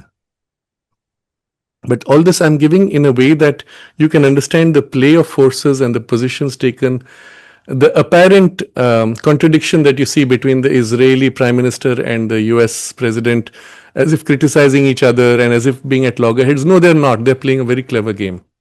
They're all in it together. The goal is common. The goal is very clear. But they're playing a game as part of a diplomatic initiative on Iran itself and the rest of the world. So don't believe your mainstream media who will say that, oh, they're contradicting each other. That's not at all how it is. There's the full support of the US government for what Iran is doing. And it's part of an agenda to clean up and free Iran. Why is this important? Because under Trump's previous presidency, you saw he achieved something extraordinary 1 month before he ended his term. And that was what we call the Abraham Accords. 5 Middle Eastern countries made a pact with Israel that they would be friends and they would have visa on arrival between their citizens. Suddenly, the enmity with which Israel was surrounded had been turned into a friendship and trust, deep trust with 5 countries. Under Trump, the last time, Saudi Arabia, which was the focal point for extremist Islam's propaganda all over the world, suddenly became moderate and actively sought out and destroyed extremist Islam training centers. The only places left after that were Iran and Pakistan. Iran now, under this program, hopefully might be liberated from this form of extremist Islam and go to something more meaningful, civilizationally valuable. What remains then is Pakistan. And here you will see some very interesting communications currently going on, where the Pakistani military head sought out and got a lunch meeting with Trump, bypassing the entire civilian leadership. Now, this is very interesting to see how that happens. When in the history of any country, does the military head get access to the US president, bypassing the entire diplomacy and civilian machinery? They have no say in it. They have no say in what happens. None of them are present when he has this interaction. Remember, this is the man who is behind the Pahalgam attack, who is the most extremist military leader. Why is Trump meeting him? And behind that, you have to understand the recognition of who he is. He is the de facto head of Pakistan. Trump knows this very well. And in that meeting, while Trump says, oh, I'm friends with Pakistan, I'm friends with India, and then he gave 2 hints. First, he said, the Pakistanis understand Iran better. They know Iran and Israel, but they understand Iran better. So there is a suggestion that Trump wants his and the Pakistani military involvement in the program against Iran. And the second is that, remember, it was Trump who pushed him to stop the war and not go nuclear with India. Keeping in mind also that there are US troops in those bases who at least partially control Pakistani nuclear missiles. So there's also a threat or a pressure. Stop this, help us with that. That's how I read the situation. Perhaps I'm wrong, but this the only thing which makes sense. But underlying is Trump's recognition of who's in charge in Pakistan. And he's talking to the head directly, one-on-one, bypassing the entire machinery. So to be seen what form it takes, and there will be many interesting surprises. But overall, it looks like a lot of things are moving in a very potentially positive direction in the Middle East. With the end of this Iranian extremism, suddenly you will find terrorism dropping all across the Middle East, and particularly against Israel. Because you see, all the groups which were terrorizing Israel were all funded by Iran. I will not say Iran, the people, but this deep state and cabal which was sitting on top of the people. And so that being eliminated will be a huge, huge freedom. And the Middle East, the entire space of the Middle East will undergo a sudden shift, hopefully very positive. But the work needs to be completed. It cannot be stopped halfway. This is critical. So this is where we are in the situation. Narad, would you like to say anything or? Oh, I guess there are a few things that I hear from people in Oroville. The first is, why is Trump giving money to Pakistan? And the second is, Trump has promised peace everywhere, and he's not succeeded anywhere. This is what they are saying. Yes, so this is the impression that comes from the media. And remember, the media is hostile and is openly lying to you. So, first of all, with the Abraham Accords, already what he achieved should have won him the Nobel Peace Prize. Obama was given the Peace Prize for doing nothing. He actually did nothing, and after that, he started wars. So, after getting the Peace Prize, but before that, he had done nothing. So, it was just the cabal showing its power to reward its own people. Trump, just with the Abraham Accords, where he brought an end to the hostility towards Israel by all these countries, just like that overnight. And it was diplomacy going 2 full years with his son in law managing most of the diplomacy to bypass the State Department, which was fully corrupt with the deep state cabal controllers who would have sabotaged the whole program. So he had to rely on his son-in-law to do the direct diplomacy. What he achieved there, 50 years of hatred to Israel, was suddenly ended like that overnight. Just that would have got him that. What he did also to stop Pakistan should have certainly. So these are all successes. Recently, Trump came out with a statement of 5 spaces where he ended wars. So there's another Rwanda, and I don't remember the other country.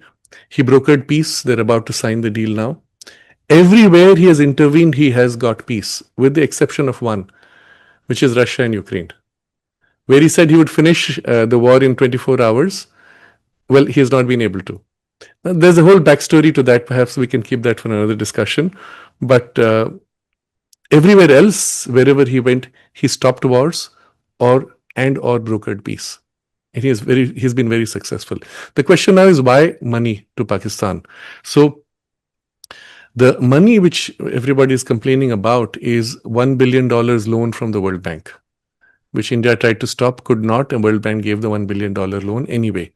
If you think about what $1 billion represents in terms of Pakistan's currently collapsing economy, it's a very tiny drop. It can be symbolic. It can be a way to goad the leadership to do. You see, World Bank always comes with controls. What are the controls? What are the conditions that have been imposed? And how much of that is under control of Trump? That is to be seen. I don't have enough data. But I would assume that came with those conditions. You do this, you get the money. If you don't do this, you don't get the money. So there's also a particular problem with Pakistan. If Pakistan breaks up overnight, then you might just have chaos. And if the army itself fragments at that point, you will have civil war. To avoid civil war, you have to allow Pakistan to break up in a graded way, ideally. So who is involved? Who can do that? The only power existing today who can ensure it does not collapse overnight and the nuclear bombs don't go into the wrong hands would be the United States, because it has the largest military base sitting in the heart of Pakistan, and they control the Pakistani military leadership, which controls the country. So in a sense, it is under Trump's control. I believe it is through this lunch diplomacy that certain things have been imposed, bypassing the machinery. Why? Because if it is done openly, the same general might be overthrown by the army, which has been radicalized. If you want him to do something, then he has to be told what has to be done in a way that can be done without the army overthrowing him. So it's a very delicate situation in Pakistan. I'm not saying that this is the best way, but to me, it seems like the perhaps a reasonable way by which The transition can be made. The breakup of Pakistan itself is inevitable, but it can be made in a way that is not too dangerous or too radical. The other question is because there is so much false media, um, who does one go to find some truth? Yes. And is it true that China and Russia are supplying arms to Iran?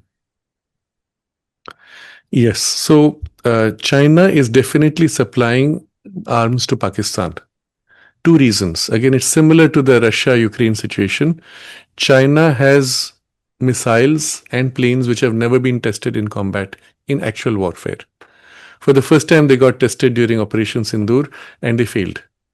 So China has actually announced that they are going to give Pakistan their most advanced fighters, fifth generation fighters, which they give to nobody. Obviously, it will be a reduced version of it, but still, they're going to give it to Pakistan at half price by August. So the process has been accelerated. Prices have been reduced to 50%, which is unheard of, just because they want those things there. So it serves two objectives. It keeps India weak, because now India has to counter this with more advanced crafts. China has a proxy war against India. And China believes in this death by 1,000 cuts. The whole idea is to squeeze India from 1,000 directions and keep India always bleeding or on the edge, financially, if nothing else, otherwise psychologically. So Pakistan is their proxy for harming India, attacking India. At the same time, it's also the base for testing their weapons. And they want to test how it works, their missiles against BrahMos, for example. So, yes, China is backing Pakistan fully for multiple reasons. At the same time, China, as you saw in Sri Aurobindo's comment, is primarily interested in financial benefits and power control situations. So, controlling the world is the Chinese empire. So, yes, they have deals with Iran. Russia has deals with Iran for mutual benefit because Iran was supplying drones, Turkey was supplying drones, which were necessary for the war with in Ukraine. Ukraine itself is too small, had nothing. Russia finished Ukraine in the first 3 weeks. There was nothing left in terms of objectives. It's because NATO and the United States pumped in missiles and equipment and used Ukraine as a proxy war against Russia that Russia had to get all this equipment. They didn't need it. So Russia needs help for sustaining the proxy war because today's wars of this kind at least are very expensive. You need cheap drones, and the war itself is forcing the evolution of warfare strategy. The example I gave of drones being sent inside the country is one of the new strategies by which everywhere on earth the meaning of war has changed totally. Suddenly distance has no meaning. And on the drones you could put anything. You could put a dirty bomb. A dirty bomb is nuclear bomb which does not have an explosion, but it just spreads nuclear radiation. And it will kill an entire city. Just like that. And one drone is enough for that. How do you prevent it? So the whole game has changed. So just as you have a proxy war there and Russia needs support, it's been taking drones from Iran and from Turkey, improvising and even then building their own drones in the process. So in return, Iran gets something else from Russia. So all these who were enemies of NATO and the United States ganged up in a way for their benefit. China was also supplying drones and other facilities to Russia. So it's a very strange situation where everybody is looking at self-interest and there are strange alignments. Trump changed all that. Trump has stopped funding in the Ukraine war. NATO has woken up and taken a more active position. And Trump is now moving into Iran. And that should change a lot of things also. A question about Turkey. Mhm. Sri Aurobindo said Turkey was rising, and now we have this Erdogan. And Yes. what do you feel? If I remember right, it was under Assad. I had a conversation with some of these students who were initially demonstrating for democracy. And Turkey could have easily done it. One of the things Assad said to them was, if now I give you democracy, it will be the extremist Muslims who would win the elections and then impose their extremism and remove democracy. He said it is premature. I need 3 years to change the climate, to tilt the balance of public opinion so that when you have actual elections, it will not be those extremists who win. Which to me sounded very reasonable. It was at that time that there were those interventions from the deep state. I've spoken about it in one of the earlier sessions, so I will not repeat. And it was an American voice which was funding the students' group, and people who came with guns who attacked, who shot the police and started the riots, which led to the overthrow and all that. So, unfortunately, Turkey also has been hijacked. But the hijack there is perhaps relatively more mild than what is in Iran. If the Iranian extremist leadership is toppled, Turkey will follow quite likely. But the point to Aurobindo's description was about the awakening of the people. And you have the same problem as in Iran. They got the freedom too easily, and then it's easy to sway them with promises of the same way that Palestine, the first elections they had, they elected Hamas, and they lost their freedom at the same time that they had the freedom. They just got the freedom. There has to be a certain maturity in the people. Purification is the word, and the building of integrity and character in the people. These two come from struggle, from pain. We see this again in Ireland. They had to fight an 800-year struggle against England for freedom. What it built in the Irish people is exceptional. So you see these spaces where they got freedom too easily, they do not have the value of what they got, nor the means to protect that freedom. And that's the danger. And Turkey is facing the same problem. Last question. Mhm. I have many Ukrainian friends who hate Putin Mhm. and blame him for everything. Can you shed a bit of light on that?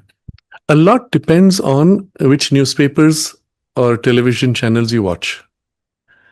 There are people, for example, in the United States, in India, who are convinced that the Palestinian people are being massacred by the Israelis because you're targeted with images and videos repeatedly. Most of them have not seen or will actually now justify the images of the Palestinians massacring the Israelis. Or when they teach young children to kill or to throw bombs or to die while bombing the Israelis. That is never questioned by this group. They say, oh, that's because those guys did it first. So there's a point where you've lost the picture. I've come back to this point which I made earlier when we were speaking of Israel, and I've put this in the link below in the description box, the Evenings with Sraddhalu number 182, where we spoke of Israel. And for those who have not seen it, do watch that because it's so important. Where Mother describes the character of the Israeli people and in contrast with the Palestinian people. But there's one image which goes to the heart of the whole problem. The Palestinian people put their women and children in front and shoot across from behind them to kill Israelis. The Israeli people put their women and children in the homes, and the men come in front to fight to defend. This is the fundamental difference. On the one side is an ideology of hate which wants to die in the hate so that it will go to heaven for no other reason than it's written in the book that you should hate. On the other side is a civilizational survival where they protect the women and children. Here they want the women and children to be in front. They want them to die so that they can show pictures to people and say, see how bad those people are. And of course they go to heaven, supposedly. The same thing you saw in Pakistan. There's a fundamental difference in values and in ideology. And that to me changes the whole game. Which side will you be on? Well, fast forward 100 years and say, if the whole world became like this or became like that, and you get immediately the picture of what needs to survive and what needs to change. And again, I come back to the mindset which needs to change, and where the mindset is so hard and crystallized, well, it needs to be knocked out. There's a fascinating video which was shown, which was released by Israeli forces, where they found the head of the whole, I think it was one of the Hamas leaders, sitting in a bombed out building. And he was so old, he was sitting on a chair with a stick and he was waving the stick at, throwing it at the drone which was coming to shoot him. And there is a statement which came that he had made, that this is the perfect thing the Israelis can do to me, that is to kill me, because now I'm not in a position to fight anymore. So if they kill me, I go to heaven. So I want to die. So he's throwing his stick and waiting to be killed so that he goes to heaven. That's the mentality. And you cannot counter that. That at that leadership level, it is so entrenched, there is nothing left. So I'm coming back to this question of the ideology. Now, coming back to your question about Ukraine, why did Russia enter Ukraine? If you look at the whole story behind and the limited intervention that Russia did initially, the whole war would have ended in 3 weeks. At that point, Zelensky was about to negotiate. He was going to sign the peace treaty with Russia, agreeing to what were required, simply to say we will never join NATO and to stop killing the Russian citizens who were on the midpoint between Russia and Ukraine. That's all that was required. That's when the British Prime Minister flew down, threatened him, and stopped him from making that agreement. And after that, all the bombs and missiles were being pumped into Ukraine, and the younger generations being eliminated. The cabal took over fully to ensure that he cannot back out. So who really started the war or extended it comes back to Zelensky. If you look at it in this way, if you say, oh, it's Putin, a lot depends on the media. Because the media gives you these images, you get swayed by the emotion of it, you don't look at the underlying causes. I don't know if that's satisfying enough. More another time. Yes. I'm just looking at the chat box if there's anything.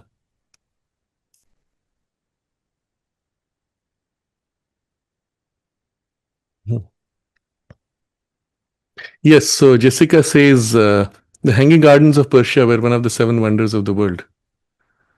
And Trinitra says, Sri Aurobindo says Zarathustra is Jarad Drashta. Yes, there's a term Sri Aurobindo uses, which is the Sanskrit term, of which Zarathustra is the distortion. So in fact, the entire region of Persia was under intense Vedic influence. That's why the fire worship, the names of the gods, all these are present. And at some point, when India's influence began to wane, India became more self-centered with the ascetic phase, which begins about 2,500 years ago, and the withdrawal begins. That's when these separations formed, and it opened the space for the invasions. Vinod is saying, please mention the text you are reading from. Unfortunately, I did not note down. But the simple thing you could do is to take a fragment of a phrase that I have read and search for that in one of 2 websites. One is Narad's website, Sri Aurobindo and the Mother.in, or the other website of Narendra, which is incarnateword.in. Both have search facilities. You can search for the fragment and you will get the reference easily and the full text for those of you who would like to see. Yes, Jessica says they were in the videos that you see in Iran before the mullahs took over. There were ladies in bathing suit and bikini. Very much. It was like any of the European cities in the city spaces. And in the villages, they were very open and free. All that you can see in those videos. And just like that, overnight, the whole thing could be reversed with one revolution. Think about what that means. And the weakness of the people to prevent it from happening. I'm going to go into a space which is somehow uncomfortable, but we need to face it.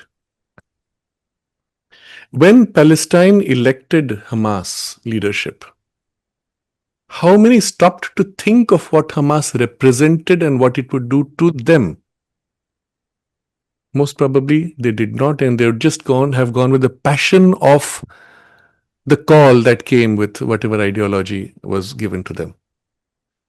And this is the problem of a people who has not learned to value the freedom they have, or who are bound in a belief system of an ideology. In Iran, when that takeover took place, would it have been possible if the people were strong enough enough to have a revolution to the revolution and prevent it. If they were strong enough, definitely. If they were not, they would say, oh yes, it's happened. Okay, we will wait. This too shall pass, or maybe something good will come of it. Let's wait. And in the waiting, they lost everything. So a lot depends on the people and their how awake they are and what it is that they cling to. And that's why sometimes a civilization suffers a lot, sometimes for centuries, to fight for a single ideal, to cling to it so that when tomorrow or in future that ideal is challenged, they will know what it means to stand for it and protect it. You see that in Ireland, one of the examples I gave. Oh, sure, Bindu gives that also.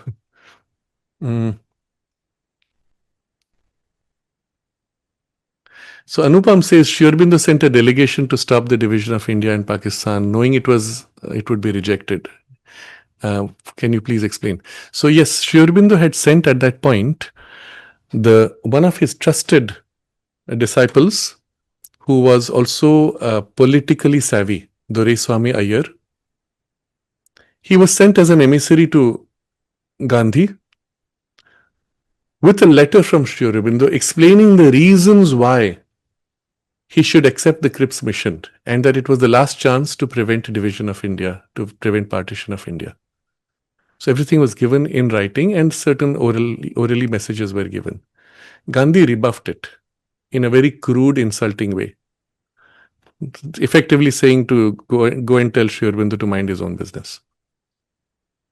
And then made a public statement, boldly refusing exactly what Sri Aurobindo had asked by saying that the Cripps mission was pointless and it was a check on a failing bank, something to that effect. I don't remember the exact words.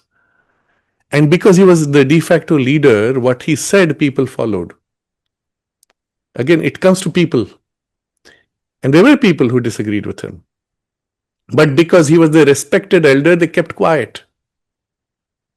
It's Sardar Patel, for example. When Gandhi told him, he had just been elected Prime Minister, Gandhi told him, no, I want you to step down because I promised Nehru I promised Nehru's father that I will make Nehru Prime Minister. Sardar Patel kept quiet. Others kept quiet. That's your weakness. Decency, goodness in this matter does not count. When you're decent and good against an evil, then the evil takes over and swallows the decency and goodness. Against evil, you have to be firm and match force with force. What form it takes depends on the form of the evil. So, when Gandhi dismissed this, there were people who kept quiet for the same reason, out of goodness. And the consequence was that the partition took place. Sri Aurobindo was asked that, didn't you know that he would refuse? He said, yes. But he said, I don't have the exact words, but something like that he had to do the right thing in the balance of things. And I think there's one quote where he says, it was a bit of nishkama karma, that selfless action. But there's more to that. And the mother explained this, that in the balance of forces, in the cosmic balance, you have to put out what you can. And if you do not, there are consequences because you left the space open. When you put out the force, it doesn't matter whether you lose or win now. Eventually that force acts or combines with other forces or triggers other forces which will lead to the consequence. May not be in your lifetime, it doesn't matter. But you have to act when it is required, irrespective of whether it will be successful or not. It's again the same mentality which you see in people when they go to vote. And this is played upon by the cabal and the media. They will say, don't waste your vote on X. Vote for somebody who's likely to win, although you stand for X. No, that's a mistake. You should stand for and openly speak of what you stand for. Even if you think that person is going to lose, vote for him. Because what happens with that, his vote spiking up. Next time people say, oh, this person has a chance. There's a chance that more people will vote for him next time. If everybody says, oh, he's not going to win because the media tells me he's not going to win, so we vote for a crook who is the lesser of two evils, then you have a crook. And you don't have a chance for the right person ever to come forward. So in such matters, you have to stand uncompromisingly for what is right, what is best, if possible openly. If there is threat to your life, well, you don't do it openly, but you stand for it nevertheless. But where there's no threat to life, you should be able to stand openly. So Sri Aurobindo did what he had to do. Even when the Second World War started, he sent money to the British for the war efforts. And because that was the right thing to do. The British had to win against the Nazi value system. And it didn't matter that you were fighting the British to free from India, but you had to do what was right in that context. Yes, so SRJMD says, I thought Iran and Iraq fight was from a Sunni and Shia difference. Yes, that is a large part of it.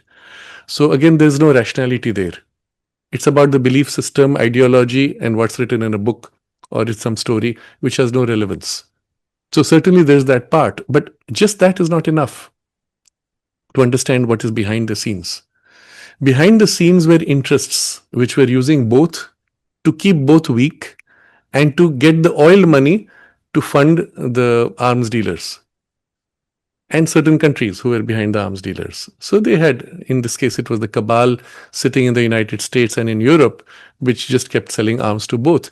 And if at any point somebody woke up and say, hey, let's stop the war, they would eliminate that person and promote somebody who is for the war. So you have to understand the game is much more than just this. This is the superficial reason, and this is given to you by the media for your digestion. But behind, there's much more. Interestingly, with Iran, it's the same story. Fascinating here. There's a dimension which I did not touch upon. I once mentioned this. I was in one of the Middle Eastern countries in a conference. It was a Sunni group. And the person actually said very openly, we are 1 billion. They are only 300 million. If we decide we can eliminate them just like that. Think of what that means. The hatred, given a chance, the ideological hatred is so strong. Given a chance, doesn't care, 3 million have to die. Because you see how the mindset works. It's scary when you think about it. So there is this dimension, certainly. But where it's convenient, that dimension is always forgotten and something else works. There's an interesting angle, this reminds me also. When the India bombed Pakistan, there was one Muslim leader from a Muslim country who phoned Pakistan 25 times. This came out in recent news. That was the head of Saudi Arabia, Mohammed bin Salman. He's a Trump colleague. He's the one who's going for moderate Islam. He called up the Prime Minister of Pakistan and said, do you want me to mediate to stop this war? 25 times. That's the number officially they gave. The point, though, was he was talking to the wrong man. The head was not the Prime Minister, it was the army chief. And so that's when the Trump intervention was required. So you see how the media also is lying to you by creating a controversy where there is none. Trump did intervene, not with India, with Pakistan, to stop the war.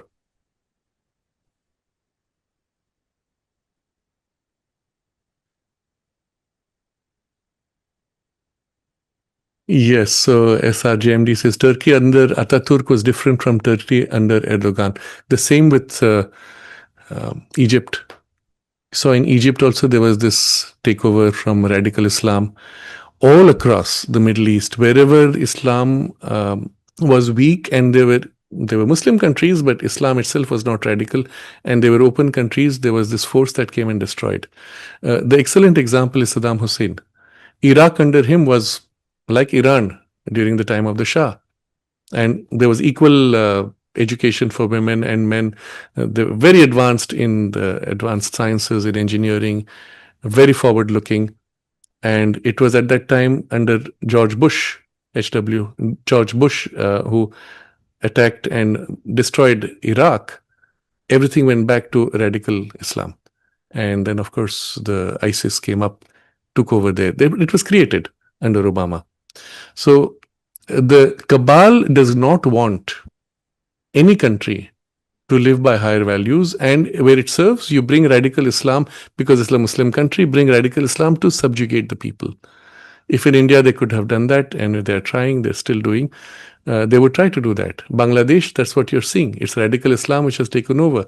Interestingly, the head of Bangladesh was rewarded by no one else but the King of England. He calls him and gives him a medal of peace. Or what was it? A medal of, I don't remember, something about goodwill or something like that. But this is the man who was behind the butchering of Hindus and is being awarded a medal. How do you explain that? And it shows you the forces which are behind backing this overthrow into radical Islam. So they have to create an image in the public that this man is actually representing a moderate face when in fact he's backing a radical Islam. So there are interests which are still very strong, and you have to look at what is behind the scenes, who is backing whom, and then you understand the real game.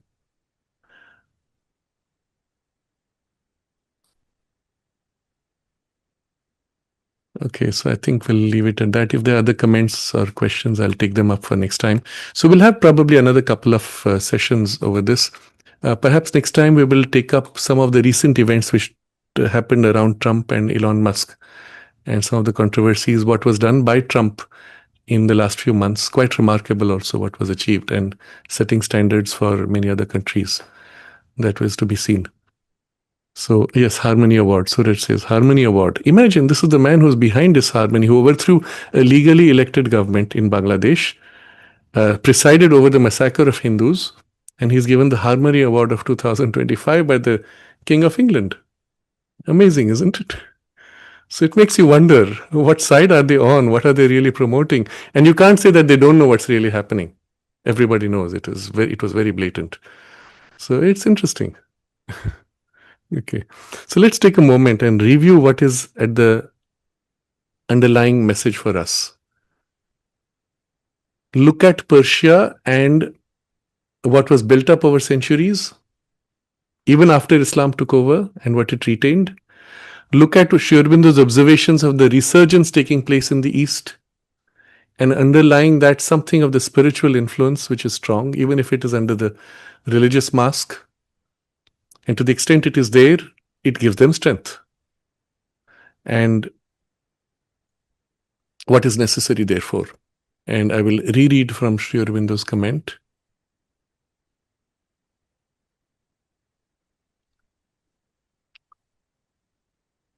Two observations, one regarding the emergence of the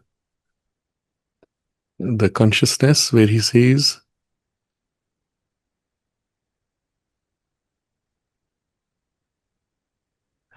the high pressure at which Europe lives only tends to disintegrate the body more rapidly when the spiritual sources within are not resorted to for stability.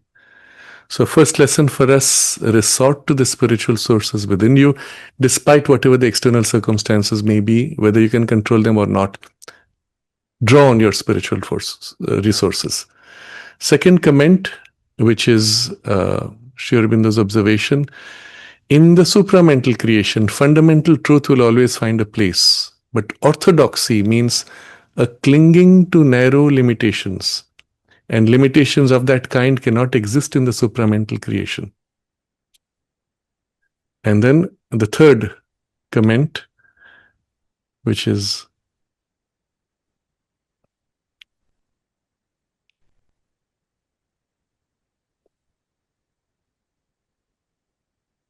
it is well to have done with our troubles, reverses, and defeats before the end is gained.